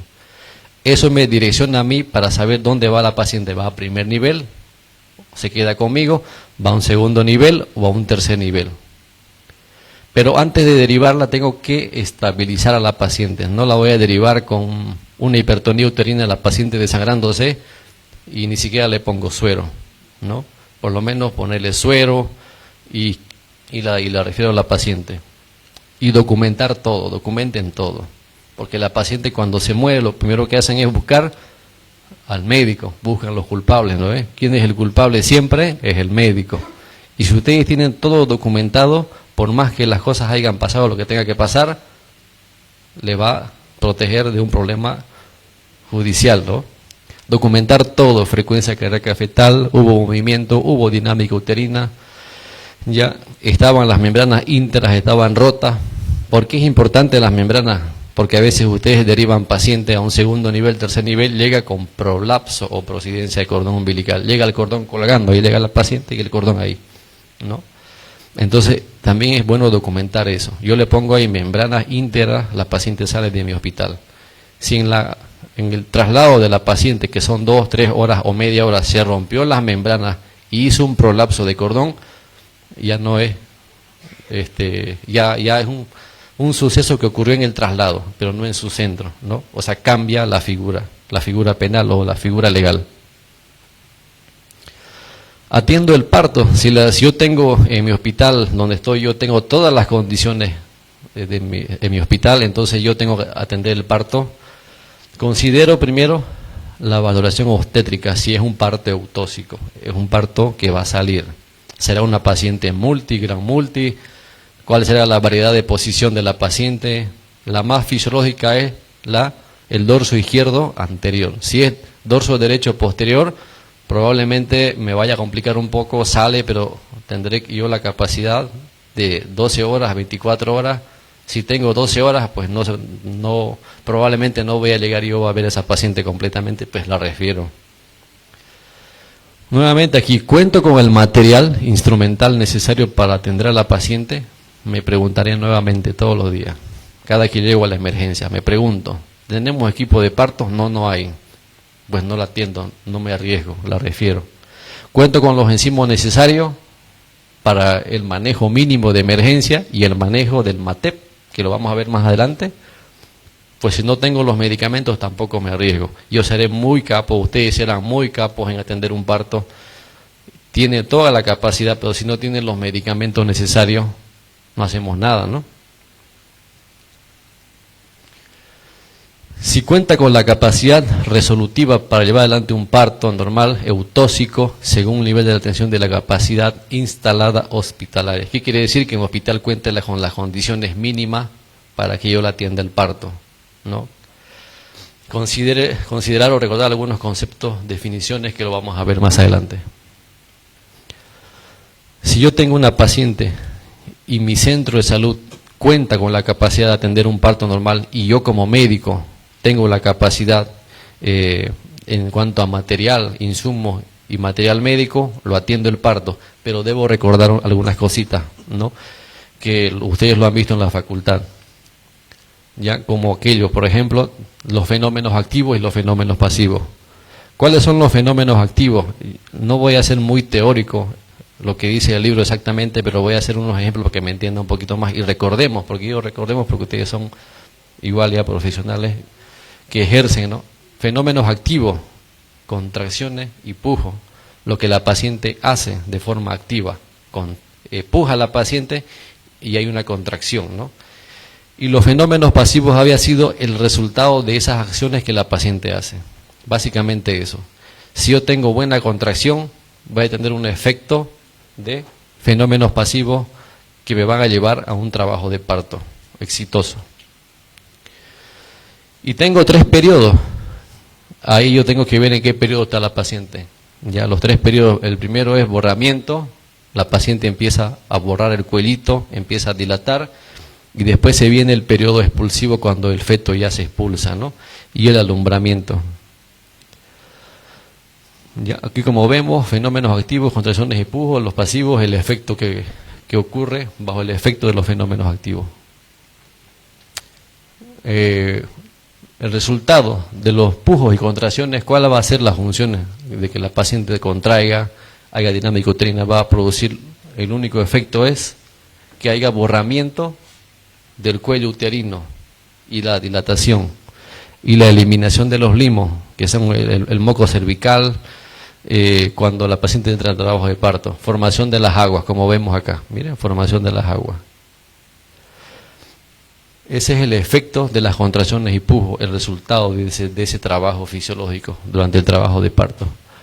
Y los fenómenos pasivos habían sido desarrollo del segmento uterino inferior, borramiento, dilatación, expulsión de los limos y formación de las aguas y la ampliación del canal de parto.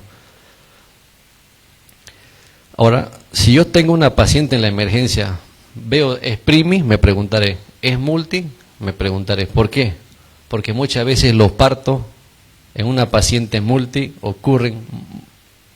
son muy sorpresivos, llegan con 2 de dilatación y te vas a cenar unos 45 minutos y ya la paciente expulsó. Me ha pasado, les va a pasar, y si no les ha pasado, les va a pasar.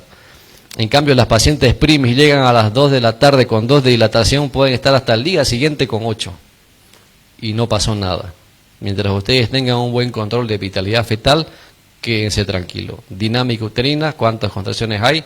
Menos de 4, menos de 5, me quedo tranquilo. ¿Cuánto duran? Menos de 40 segundos, me quedo tranquilo. ¿Hay sangrado o no hay sangrado? Me quedo tranquilo. Entonces voy evaluando con criterios médicos, ¿no? Por eso que el comportamiento de una primi había sido primero borramiento cervical, se adelgaza el cuello y después empieza a dilatar. En una multi lo hace simultáneamente. Por eso que, como le digo, ustedes la reciben con 2 o con 3 y se van a cenar y se produce la expulsión. O a la vez la enfermera, doctora, la paciente acaba de... ¿No? Ocurre eso.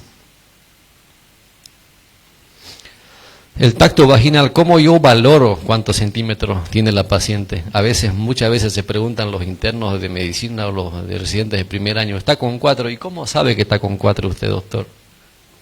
¿Cómo lo miden? Conózcanse ustedes así, con su dedito, agarren una cinta métrica y mídanse el dedo. Conózcanse primero antes de atender a una paciente. Mi dedo de mí no es el mismo el dedo que tienen ustedes. Tenemos variación. Para mí esto puede ser 1.5, pero para ustedes es 1. Para mí esto puede ser 3 o 3.5 o 4, pero para ustedes puede ser 2. Conózcanse primero antes de saber. Pero lo que dice la recomendación es que un dedo, por lo general, corresponde a 1.5 centímetros. 2 dedos a 2.5 y a 3, por lo general, ¿no? ¿Cuál es la forma correcta de hacer un tacto vaginal? Hasta eso tienen que ustedes tener en consideración. Miren la forma como había sido. No es nomás... Échese, señora, de espalda, levante las piernas y directamente, ¿no? Tiene su forma, ¿no? Como médicos debemos saberlo, inclusive la técnica correcta. Separamos los labios mayores y con la mano examinadora con guante estéril, siempre guante estéril, ¿ya? Y empiezan a examinar a la paciente. Y una vez que realizan el tacto vaginal, esta creo que es la mejor imagen que pude encontrar en el internet, inclusive buscando inteligencia artificial, para que ustedes un poquito se den cuenta cómo más o menos hacemos el tacto vaginal, porque esto de acá no se ve, se toca, ustedes lo examinan y se imaginan, porque no están viendo, ¿no? Examinan y están imaginándose cuánto está, dónde está el cuello, está anterior, posterior, centralizado, cómo está. No le están viendo, están imaginando, y al hacer un tacto vaginal están ubicándose en tiempo y en espacio, ¿no? Aquí tenemos, por ejemplo, un cuello inmaduro. El cuello está posterior y probablemente esté un cuello con una consistencia dura. La consistencia del lóbulo nasal, duro, ¿no? Porque está compuesto también por gelatina, ¿no?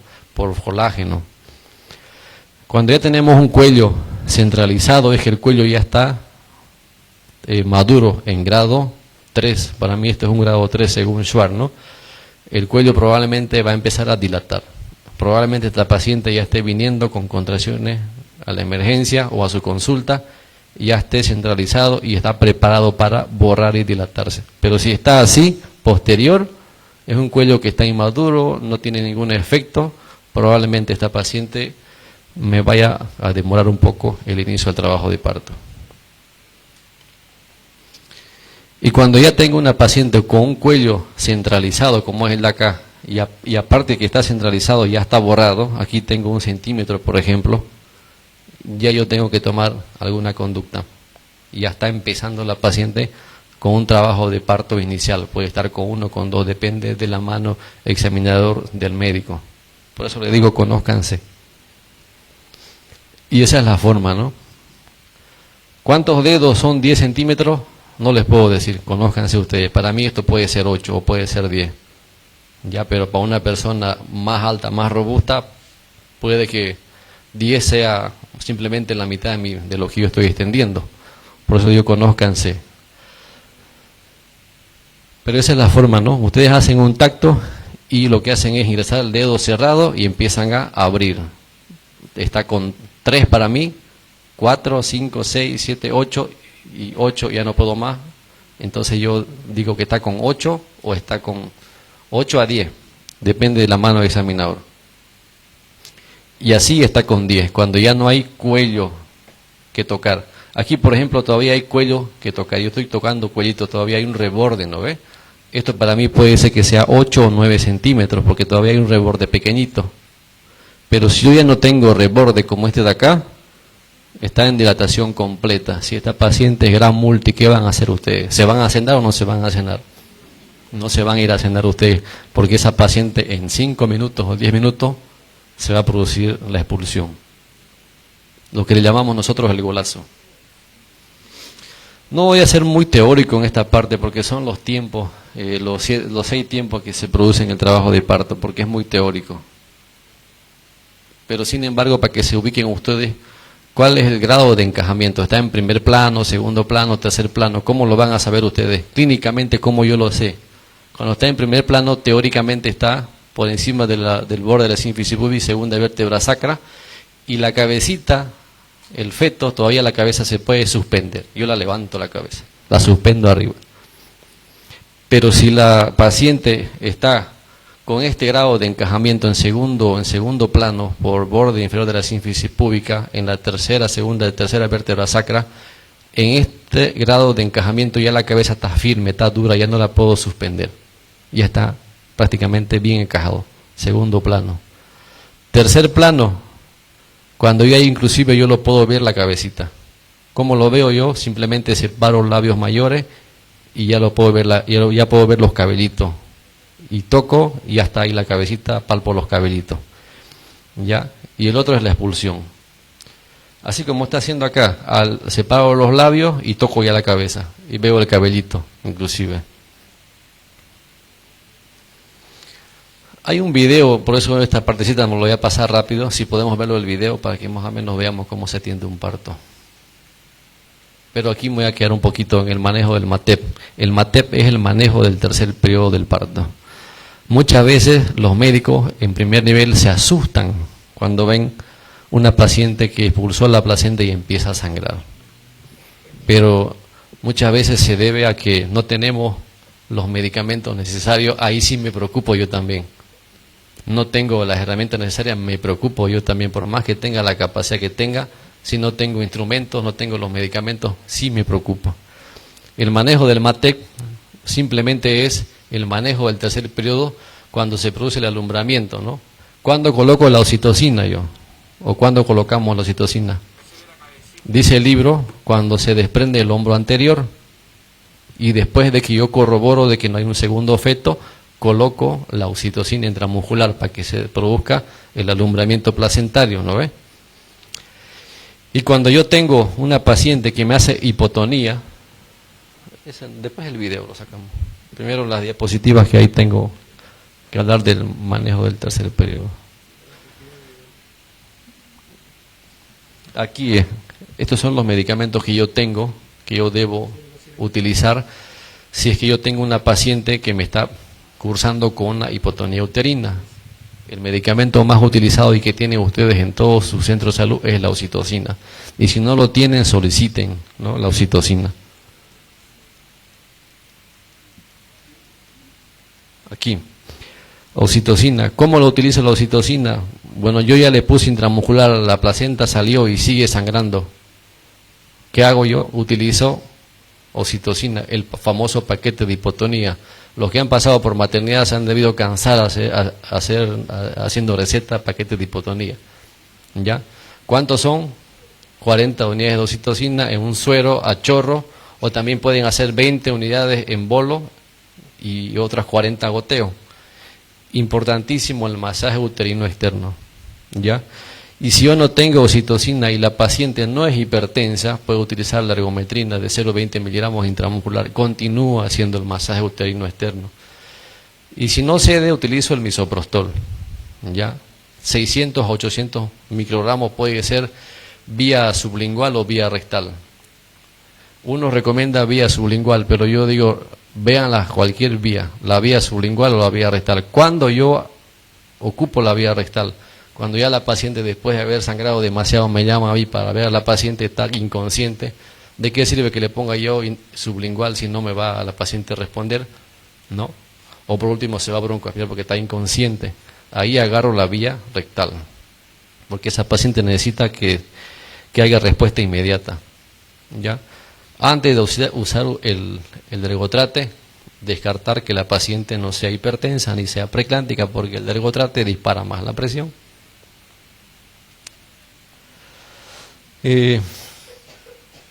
Bueno, básicamente una vez que el feto es expulsado, debemos esperar por lo menos 3 minutos antes de pinzar el cordón umbilical. Tiene un efecto beneficioso para el feto esto de acá. esperar los 3 minutos o esperar el cese del latido de cordón umbilical, como dice el libro. ¿Cuál es el efecto beneficioso? Que me aporta por lo menos 70 a 80 ml de sangre, y para el feto eso es hartísimo. Me previene la anemia del recién nacido. Por eso es importantísimo, no es por otra cosa, sino vamos a tener un feto con anemia si no hacemos este tipo de procedimiento. El pinzamiento tardío del cordón umbilical. Y bueno, la tracción y la contratracción del cordón umbilical. Esto es importantísimo. ¿Por qué es importante esto de acá? Si nosotros no hacemos este procedimiento de contratracción uterina, ¿cuál es la complicación más temida? La inversión uterina. Ahí sí se metieron en problemas porque esa paciente va a empezar a sangrar. Y los que no han tenido este problema todavía, y los que ya han tenido, ténganlo en cuenta de que es un procedimiento que tienen que actuar inmediatamente con la famosa maniobra de Johnson. ¿Lo ves? ¿En qué consiste? En empujar el fondo uterino que está afuera, porque si no lo hacen se contrae y eso no lo van a volver a ingresar nunca más. Y la paciente tiene que ir a un segundo nivel que está a media hora y está sangre, ¿no? Con tan solo no haber practicado correctamente el alumbramiento. Para eso hay que hacer este tipo de procedimiento que es importantísimo. No jalar, eso es importante también, no jalar. Peor si es un parto prematuro. Si ustedes jalan, les aseguro que ese cordón se va a reventar y ahí están también en problemas porque la placenta se quedó intraútero. ¿Qué tienen que hacer ustedes? Meter toda la mano y sacarlo manualmente. Toda la mano prácticamente y sacarlo manualmente. Antes que se encapsule, antes que se encarcele la placenta, porque si no, esa paciente va a sangrar nuevamente, y ahí sí van a tener que preocuparse. El último paso, que es el cuarto paso del MATEP, o manejo del tercer periodo del parto, el masaje uterino. Muchas veces, ¿qué hacen, o qué hacemos nosotros, o qué hacen ustedes? Atendieron el parto, la paciente está ok, perfecto, me voy a tomar mi café o me voy a cenar, y la dejo a la paciente tranquilita ahí, acompañado de la enfermera, y la enfermera también está a hacer evolución, o hacer sus notitas, ¿no? Que dicen que el médico la vio, no la vio, y vino la enfermera, todo, ¿no? Anotan todo ello. Pero resulta que la paciente pasó 15 minutos y ese útero que estaba contraído, leñoso, empezó a relajarse y empezó a sangrar. ¿Y cómo lo prevengo? Sencillo, mire, la pongo a la enfermera o lo pongo al interno o ustedes mismos a masajear ese útero, que masajee, ¿ya? Las primeras 3 horas son vitales, el manejo del tercer periodo. Si en las 3 primeras horas no ocurrió ninguna emergencia, me quedo tranquilo, la paciente pasa a piso y después ya es la evolución del puerperio normal. Esto tampoco voy a hacer, es muy teórico esto de acá. Pero interesante es que ustedes por lo menos entiendan cuáles son los signos de desprendimiento placentario. Después de ustedes colocar la oxitocina, tienen que saber cuándo traccionar, porque no es nomás le puse la oxitocina y empiezo a jalar. Se les revienta el cordón y ahí están en problemas. Aquí vamos a un poquito recordar esto de acá. El signo, por lo menos que ustedes conozcan uno de todos los que existe, utilícenlo. Tenemos el signo de Kussner. ¿Cuál es el signo de Kussner? Ustedes lo que hacen es comprimir el fondo uterino como lo está haciendo acá, lo comprimen y lo que hace el cordón umbilical es entrarse hacia adentro, ¿no? Porque está la placenta todavía adherido al útero y ustedes al comprimir están haciendo que se produzca este efecto. El cordón te jala. Aquí tengo la mano, la segunda mano, y miren, el cordón te jala hacia adentro.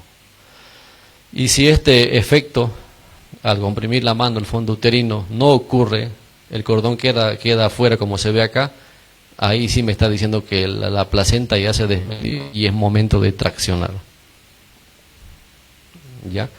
Y si ustedes traccionan en este momento, se le va a complicar.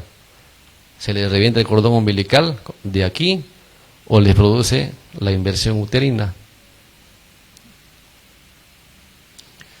El otro que ustedes pueden hacer mientras lo ven al recién nacido, lo limpian, qué sé yo, le ponen la pinza como vemos acá, le ponen la pinza y esa pinza es la pinza chismosa, la que le va a decir que hay o no hay desprendimiento. Mire, está la pinza ahí y cuando ustedes vean la pinza ya va a estar en la mesa, 10 centímetros de donde estaba.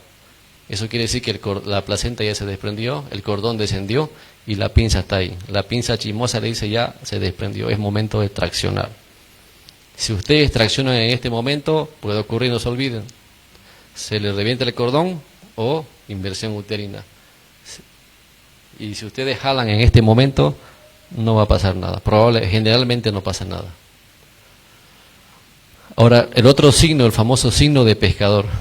El famoso signo de pescador es, yo pongo la mano sobre el fondo uterino, que todavía se palpa y se ve inclusive, no lo comprimo, lo pongo sobre la piel y con una mano tracciono hacia abajo el cordón umbilical. Lo jalo el cordón suavecito, no intensamente, y este útero me empuja la piel y me hace un golpecito suave, un golpeteo más o menos. Ahí, ¿no? Y si todavía existe ese golpeteo a la mano, entonces quiere decir que la placenta no se desprendió, espero un poco, espero un momento. Y si jalo en este momento, ya saben, ¿no? Dos cosas puede ocurrir ahí, que ya los mencioné. Y si yo no siento ese golpeteo en el fondo uterino y más bien el cordón desciende más y desciende más, quiere decir que está la placenta ya desprendiéndose y ya está en canal vaginal inclusive, empiezo a traccionar suave. Con que ustedes manejen o conozcan por lo menos uno de los que les menciono, les va a servir de mucho. Tengo un videíto, no sé si tal vez lo podemos poner ahora. ¿Quieren que lo pongamos el video o están apuraditos? Ya.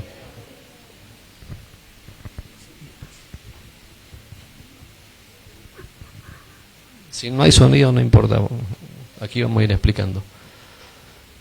¿Cuándo la paso a la paciente a sala de parto? En este momento, sea primi, sea multi, cuando está coronando. Pero si es una multi me apuro también porque me puede golear. ¿Qué hacemos? ¿El médico qué hace? No hace nada, simplemente esperar. Hay un momento donde yo voy a actuar como médico. Antes de eso no hago nada. Si tenemos en la emergencia vaselina, le echamos vaselina. ¿Para qué? Para humectar un poco las mucosas y evitar desgarros, laceraciones. Este video lo busqué en YouTube, no lo pillé, porque yo me acuerdo que este video lo vi y me lo pasaron hace un par de años atrás cuando estaba yo en formación. Lo busqué en YouTube, creo que 3 días y no lo encontré. Lo encontré en una computadora muy vieja que tenía y se los traje.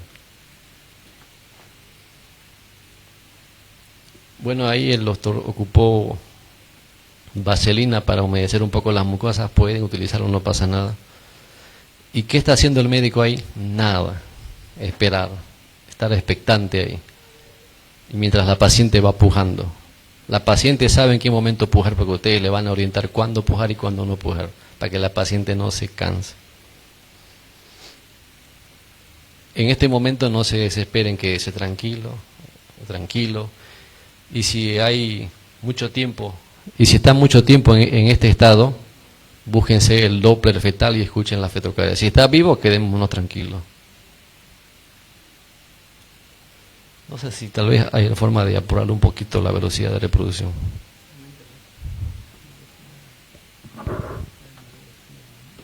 Aunque tiene 1 minuto, ¿no? Dejémoslo nomás ahí. Y bueno, y ahí continúa él sin hacer nada, pero ya empezó. Ahí, ¿qué está haciendo con esta mano?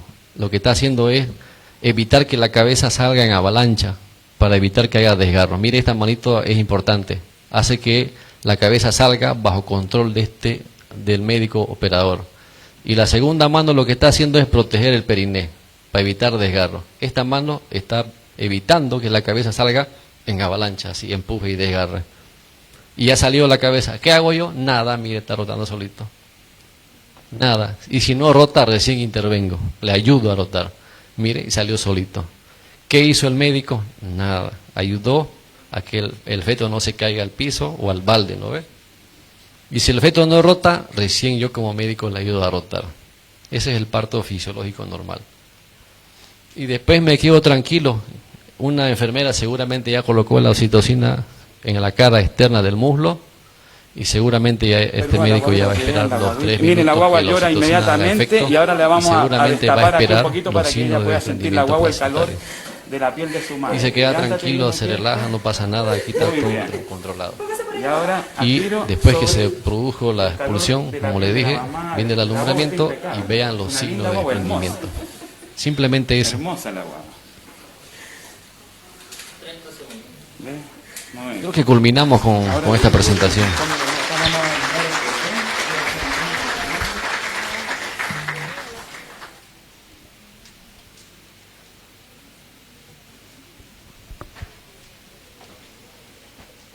No sé si tienen preguntas tal vez para que podamos responder algunas breves que tengan.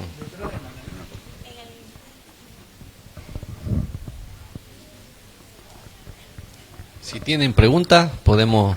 Sí, buenas noches, doctor. Bueno, primero, gracias por su disertación. Mi consulta es, si una paciente ya está... No la veo, ¿cuál es la que está aquí? Allá. Si una paciente ya está catalogada como posible parto prematuro y ya sus controles los está haciendo en la maternidad, en realidad la pregunta es de ella. Me pregunta si ella va a ser parto normal o va a llegar a ser un parto cesáreo. ¿Quién lo define eso? El médico lo define. Usted como médico evalúa criterios clínicos obstétricos, si va o no va para parto. Si es una paciente que tiene cesárea anterior y estoy en primer nivel, no me arriesgo, yo la refiero a un segundo nivel, porque ellos van a ver y tienen las condiciones, ellos, si es cesárea anterior, pueden llevar a parto en segundo nivel. Pero si se complica, tienen un quirófano también allá para resolver. Y un primer nivel no tiene esa ventaja, que es la que tiene el segundo nivel, ¿no ve? Si tiene 2 cesáreas anteriores, el ginecólogo del segundo nivel puede llevar a parto normal, depende de cuándo haya sido su último embarazo. Si se complica, tiene el quirófano para resolverlo, ¿no ve? En cambio, el primer nivel no tenemos esa ventaja o no tienen esa ventaja. Muy bien, gracias. Los partos prematuros generalmente, ¿qué dice las recomendaciones de la OMS? El parto prematuro se debería o se recomienda llevar a un parto cesárea. ¿Para qué? Para evitar el ACV, porque no tenemos todavía los vesitos formados y desarrollados y al llevarlo a un parto vaginal hace compresión y puede provocar un ACV, una hemorragia ventricular del recién nacido, y eso es grave también. Se recomienda sacarlo por vía alta, ¿no? Un parto o una paciente que, por ejemplo, en el caso más frecuente que llevamos a una cesárea son las rupturas prematuras de membrana, 34-35 semanas, que ya tienen algún grado de sufrimiento o algún problema infeccioso como las coriamnionitis, por ejemplo, y tenemos que operar. La mejor elección recomendada es la vía alta para evitar lo que le digo. Ya, gracias, doctor. Hay una pregunta más, doctor.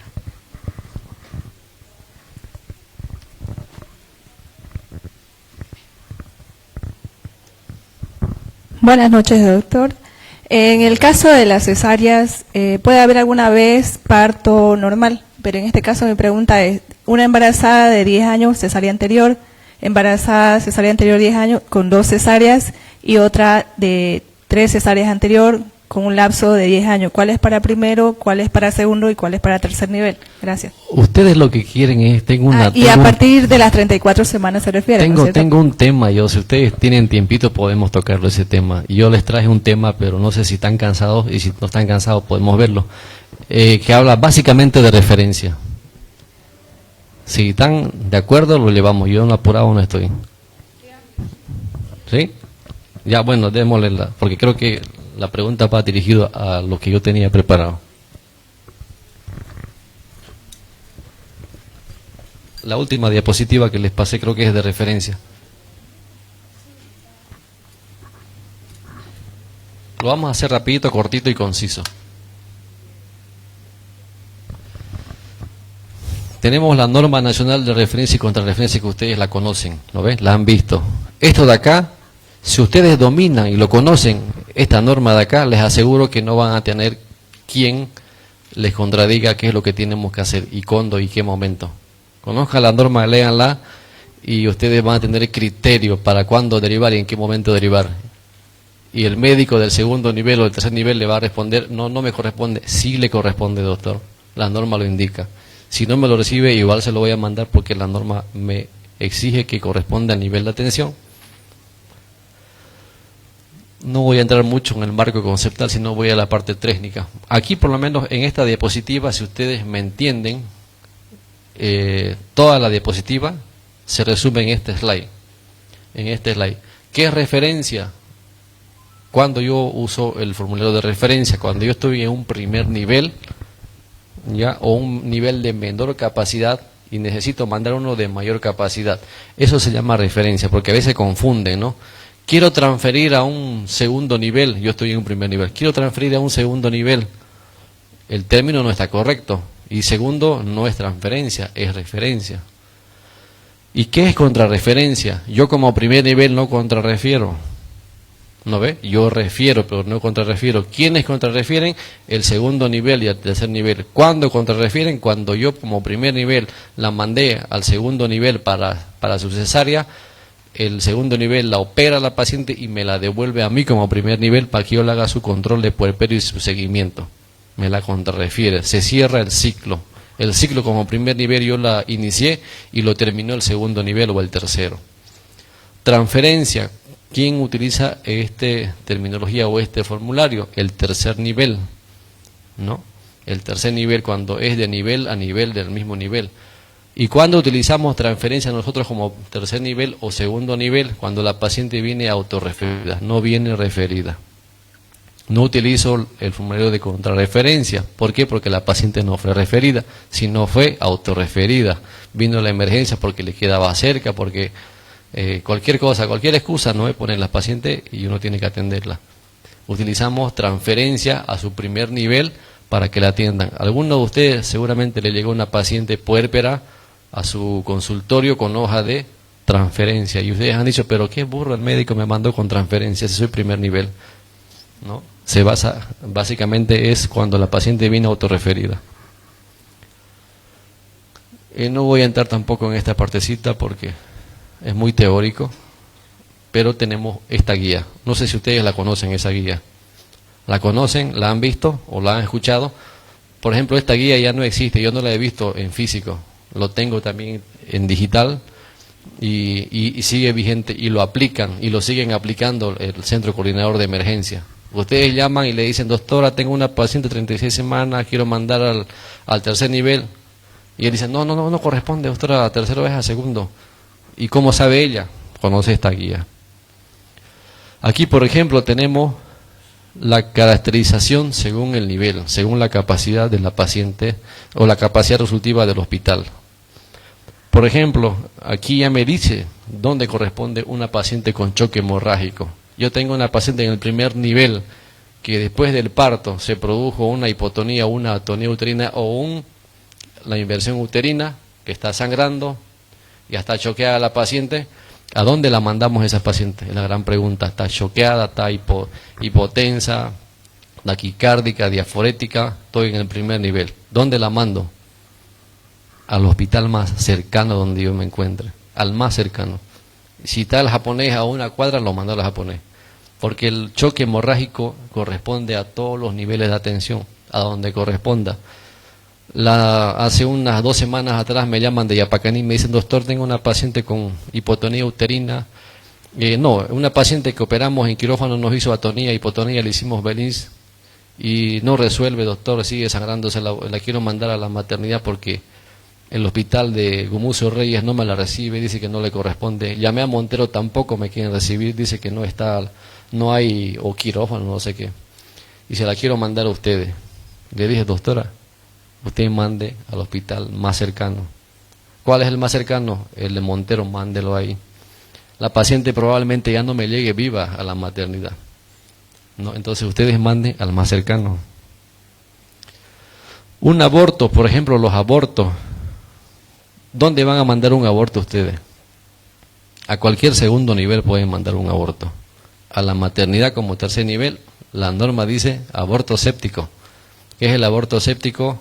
Cuando ya tiene criterios clínicos de sepsis, hipotensión, taquicardia, los laboratorios están con leucocitos de más de 10.000, de 16.000, y hay criterios clínicos de sepsis.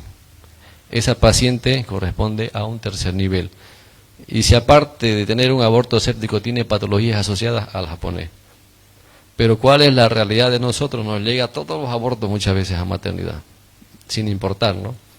Pero hay algunos médicos de primer nivel llaman, doctor, tengo una amenaza, o bueno, un aborto incompleto de 8 semanas y quiero ver si me la puede mandar.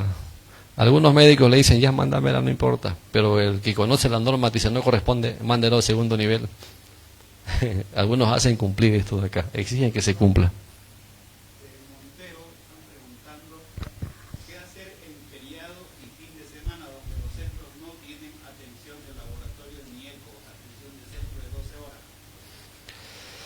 Este es el gran problema de los hospitales de primer nivel de 12 horas. A veces justo le llega a la paciente a las 5 de la tarde y no saben qué hacer. Ese hospital se cierra y el centro coordinador colapsa, quiere mandar todo a uno de 24 horas o a uno de segundo nivel. Lastimosamente no se pueden hacer cargo de esas pacientes, hay que derivar al hospital más cercano de 24 horas. Y si tienen un laboratorio para hacer un estudio de hemograma, qué sé yo, o un monitoreo o una ecografía, y tienen para hacerlo a un segundo nivel o un hospital de primer que tenga ese tipo de estudios, pueden hacerlo con un formulario D8, lo pueden hacer. Inclusive a maternidad llegan, ¿no?, de un primer nivel para un hemograma con un D8. Se puede hacer, la normativa lo respalda y ustedes también están respaldados con la normativa. El choque séptico es manejo netamente de tercer nivel. ¿Qué hace el segundo nivel o el primer nivel? Lo diagnostica y lo refiere rápidamente. Inclusive el segundo nivel lo diagnostica y lo refiere el choque séptico, por cualquier tipo de foco que sea, ¿no? Urinario, obstétrico, ginecológico. Aquí están las preeclampsias. Si ustedes tienen preeclampsias en el primer nivel, ¿dónde lo van a derivar? La norma dice que todo trastorno hipertensivo del embarazo es manejo para tercer nivel, o sea, para maternidad. No hay duda, ustedes manden a tercer nivel. Ahí sí, ustedes nos llaman, doctor, tengo una paciente preeclampsia severa o preeclampsia grave, o con criterios de severidad, y quiero mandárselo al tercer nivel. No tengo campo, pero no tengo más que hacer con la paciente, la voy a mandar. Le estoy comunicando que la voy a mandar. Pero ¿qué hacen ustedes? Por lo menos hagan los primeros pasos de A, B, C, ¿no? Por lo menos una vía periférica, tienen medicamentos antihipertensivos, coloquen los antihipertensivos. Si no lo tienen, ponga ahí, no contamos con antihipertensivos. Pacientes de escasos recursos. Anoten todo. No la pueden mandar a la paciente con 200, 110 y la paciente convulsiona, hace una ACV isquémico hemorrágico y se muere. Y van a buscar ahí por qué no colocaron antihipertensión primer nivel. Aquí dice que no tienen. Perfecto, bien, colega, gracias. Busquémoslos al del segundo, porque permitió que, no, más o menos así va la cosa. Las rupturas prematuras de membrana, creo que ahí va la pregunta de la doctora que preguntó hace rato. Las RPM, las menos de 35 semanas, es manejo de maternidad. Las que tienen 35 semanas para arriba manden a segundo nivel, no lo digo yo, lo dicen las guías de delimitaciones, y los de segundo nivel deberían recibirle las pacientes que cursan con amenaza o ruptura prematura de membrana. Y las hemorragias de la segunda mitad del embarazo, las placentas previas que ustedes se van a topar, y se topan siempre en la consulta. A veces el diagnóstico es ecográfico, a veces es clínico, lo confirman con ecografía. ¿Y qué hago con esa paciente? Aquí la guía me dice que las placentas oclusivas parciales es manejo de segundo nivel. Lo dice la guía, no lo digo yo. Y las oclusivas totales es netamente manejo de tercer nivel. Y las con patología de base van para las pones. Pero ¿cuál es la realidad? Que a la maternidad nos llega de todo. Nos llega todas las...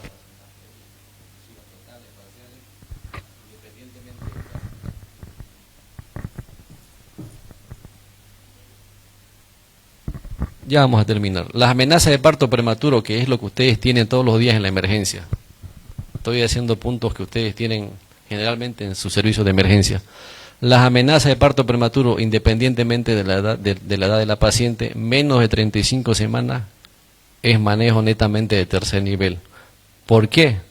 Por el tema neonatal. Se supone que en maternidad cuenta con terapia intensiva neonatal y tenemos la capacidad de atender ese tipo de trabajo de parto, ¿no? En cambio, el segundo nivel maneja mayor de 35 semanas por un tema de capacidad instalada de neonatología. Atención del parto, mire, atención del parto es netamente manejo de exclusivo del primer nivel, aquí lo dice, no lo digo yo, no lo digo yo, lo dice la guía. Por eso que muchas veces ustedes quieren mandar un parto, le dicen, pero doctor, usted está en primer nivel, atiéndalo. Es que no tengo suero, doctor, no tengo ni siquiera paquete de parto. Ustedes pueden derivar cuando ustedes comuniquen que no cuentan con la capacidad. Están respaldándose de que no tienen la capacidad instalada de su servicio de parto o de emergencia. Pueden hacerlo. Escriban ahí, no cuento con equipamiento de atención del parto, no cuento con oxitocina, no cuento con vitamina, no lo sé, todo lo que ustedes puedan utilizar para un parto. Si no lo tienen, pueden derivar, ¿no? Pero aquí dice que es exclusivo de primer nivel. Pero si la paciente me llega a maternidad o llega a un segundo nivel y se encuentra con 4 centímetros de dilatación o más, esa paciente se queda donde llegó, autorreferida o referida.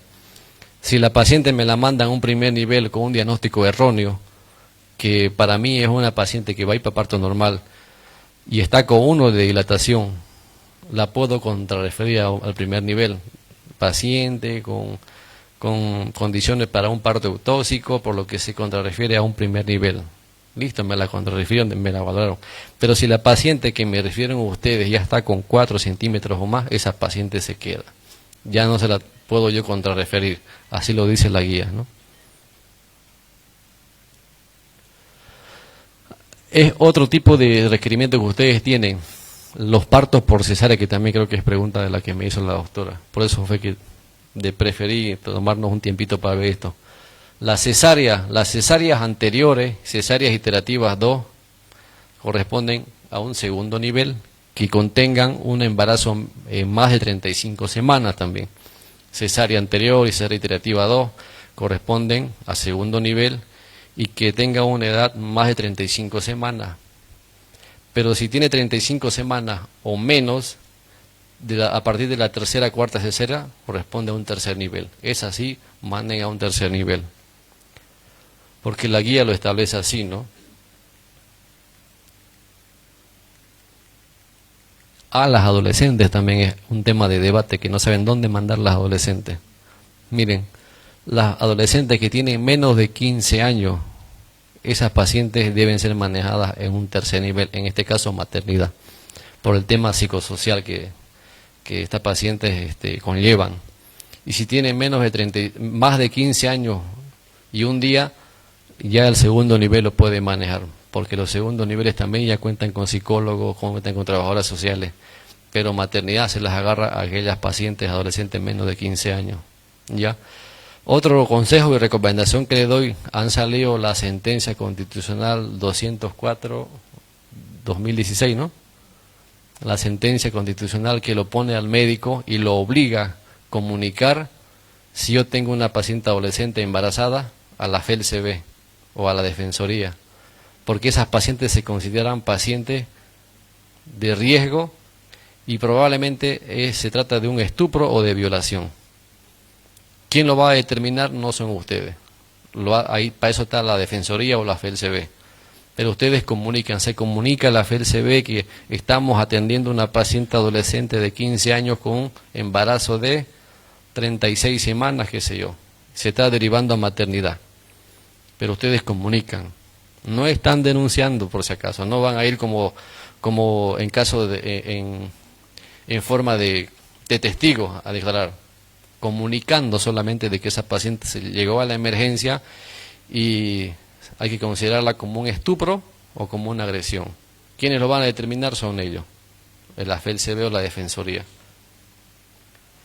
Y si no se hace y la paciente es un estupro, porque a veces se devela después, hay un problema familiar, se discuten entre ellos que el papá es el primo y el primo tiene 25 años y ella tiene 15 años y empiezan a pelearse entre familia, que no le quiere pasar pensión y lo demandan al agresor, ¿no? Y esa demanda dice, ¿dónde nació el bebé? Ah, en maternidad o en el primer nivel, el 18 de marzo. ¿Quién atendió? La doctora, pongámosle Mamani. A ver, veamos el expediente clínico, si comunicó o no comunicó. Ah, no comunicó. Llamémosla a la doctorita, ¿qué pasó? Y ahí la sentencia se pone en acción y toma conducta contra ustedes. Ahí sí los llaman a ustedes. Me ha tocado a mí una vez ir a la fiscalía a declarar. Ya, entonces mejor es escribir todo. Bueno, básicamente es eso lo que quiero que veamos en el tema de referencia en base a la pregunta de la doctora. No sé si le quedó claro.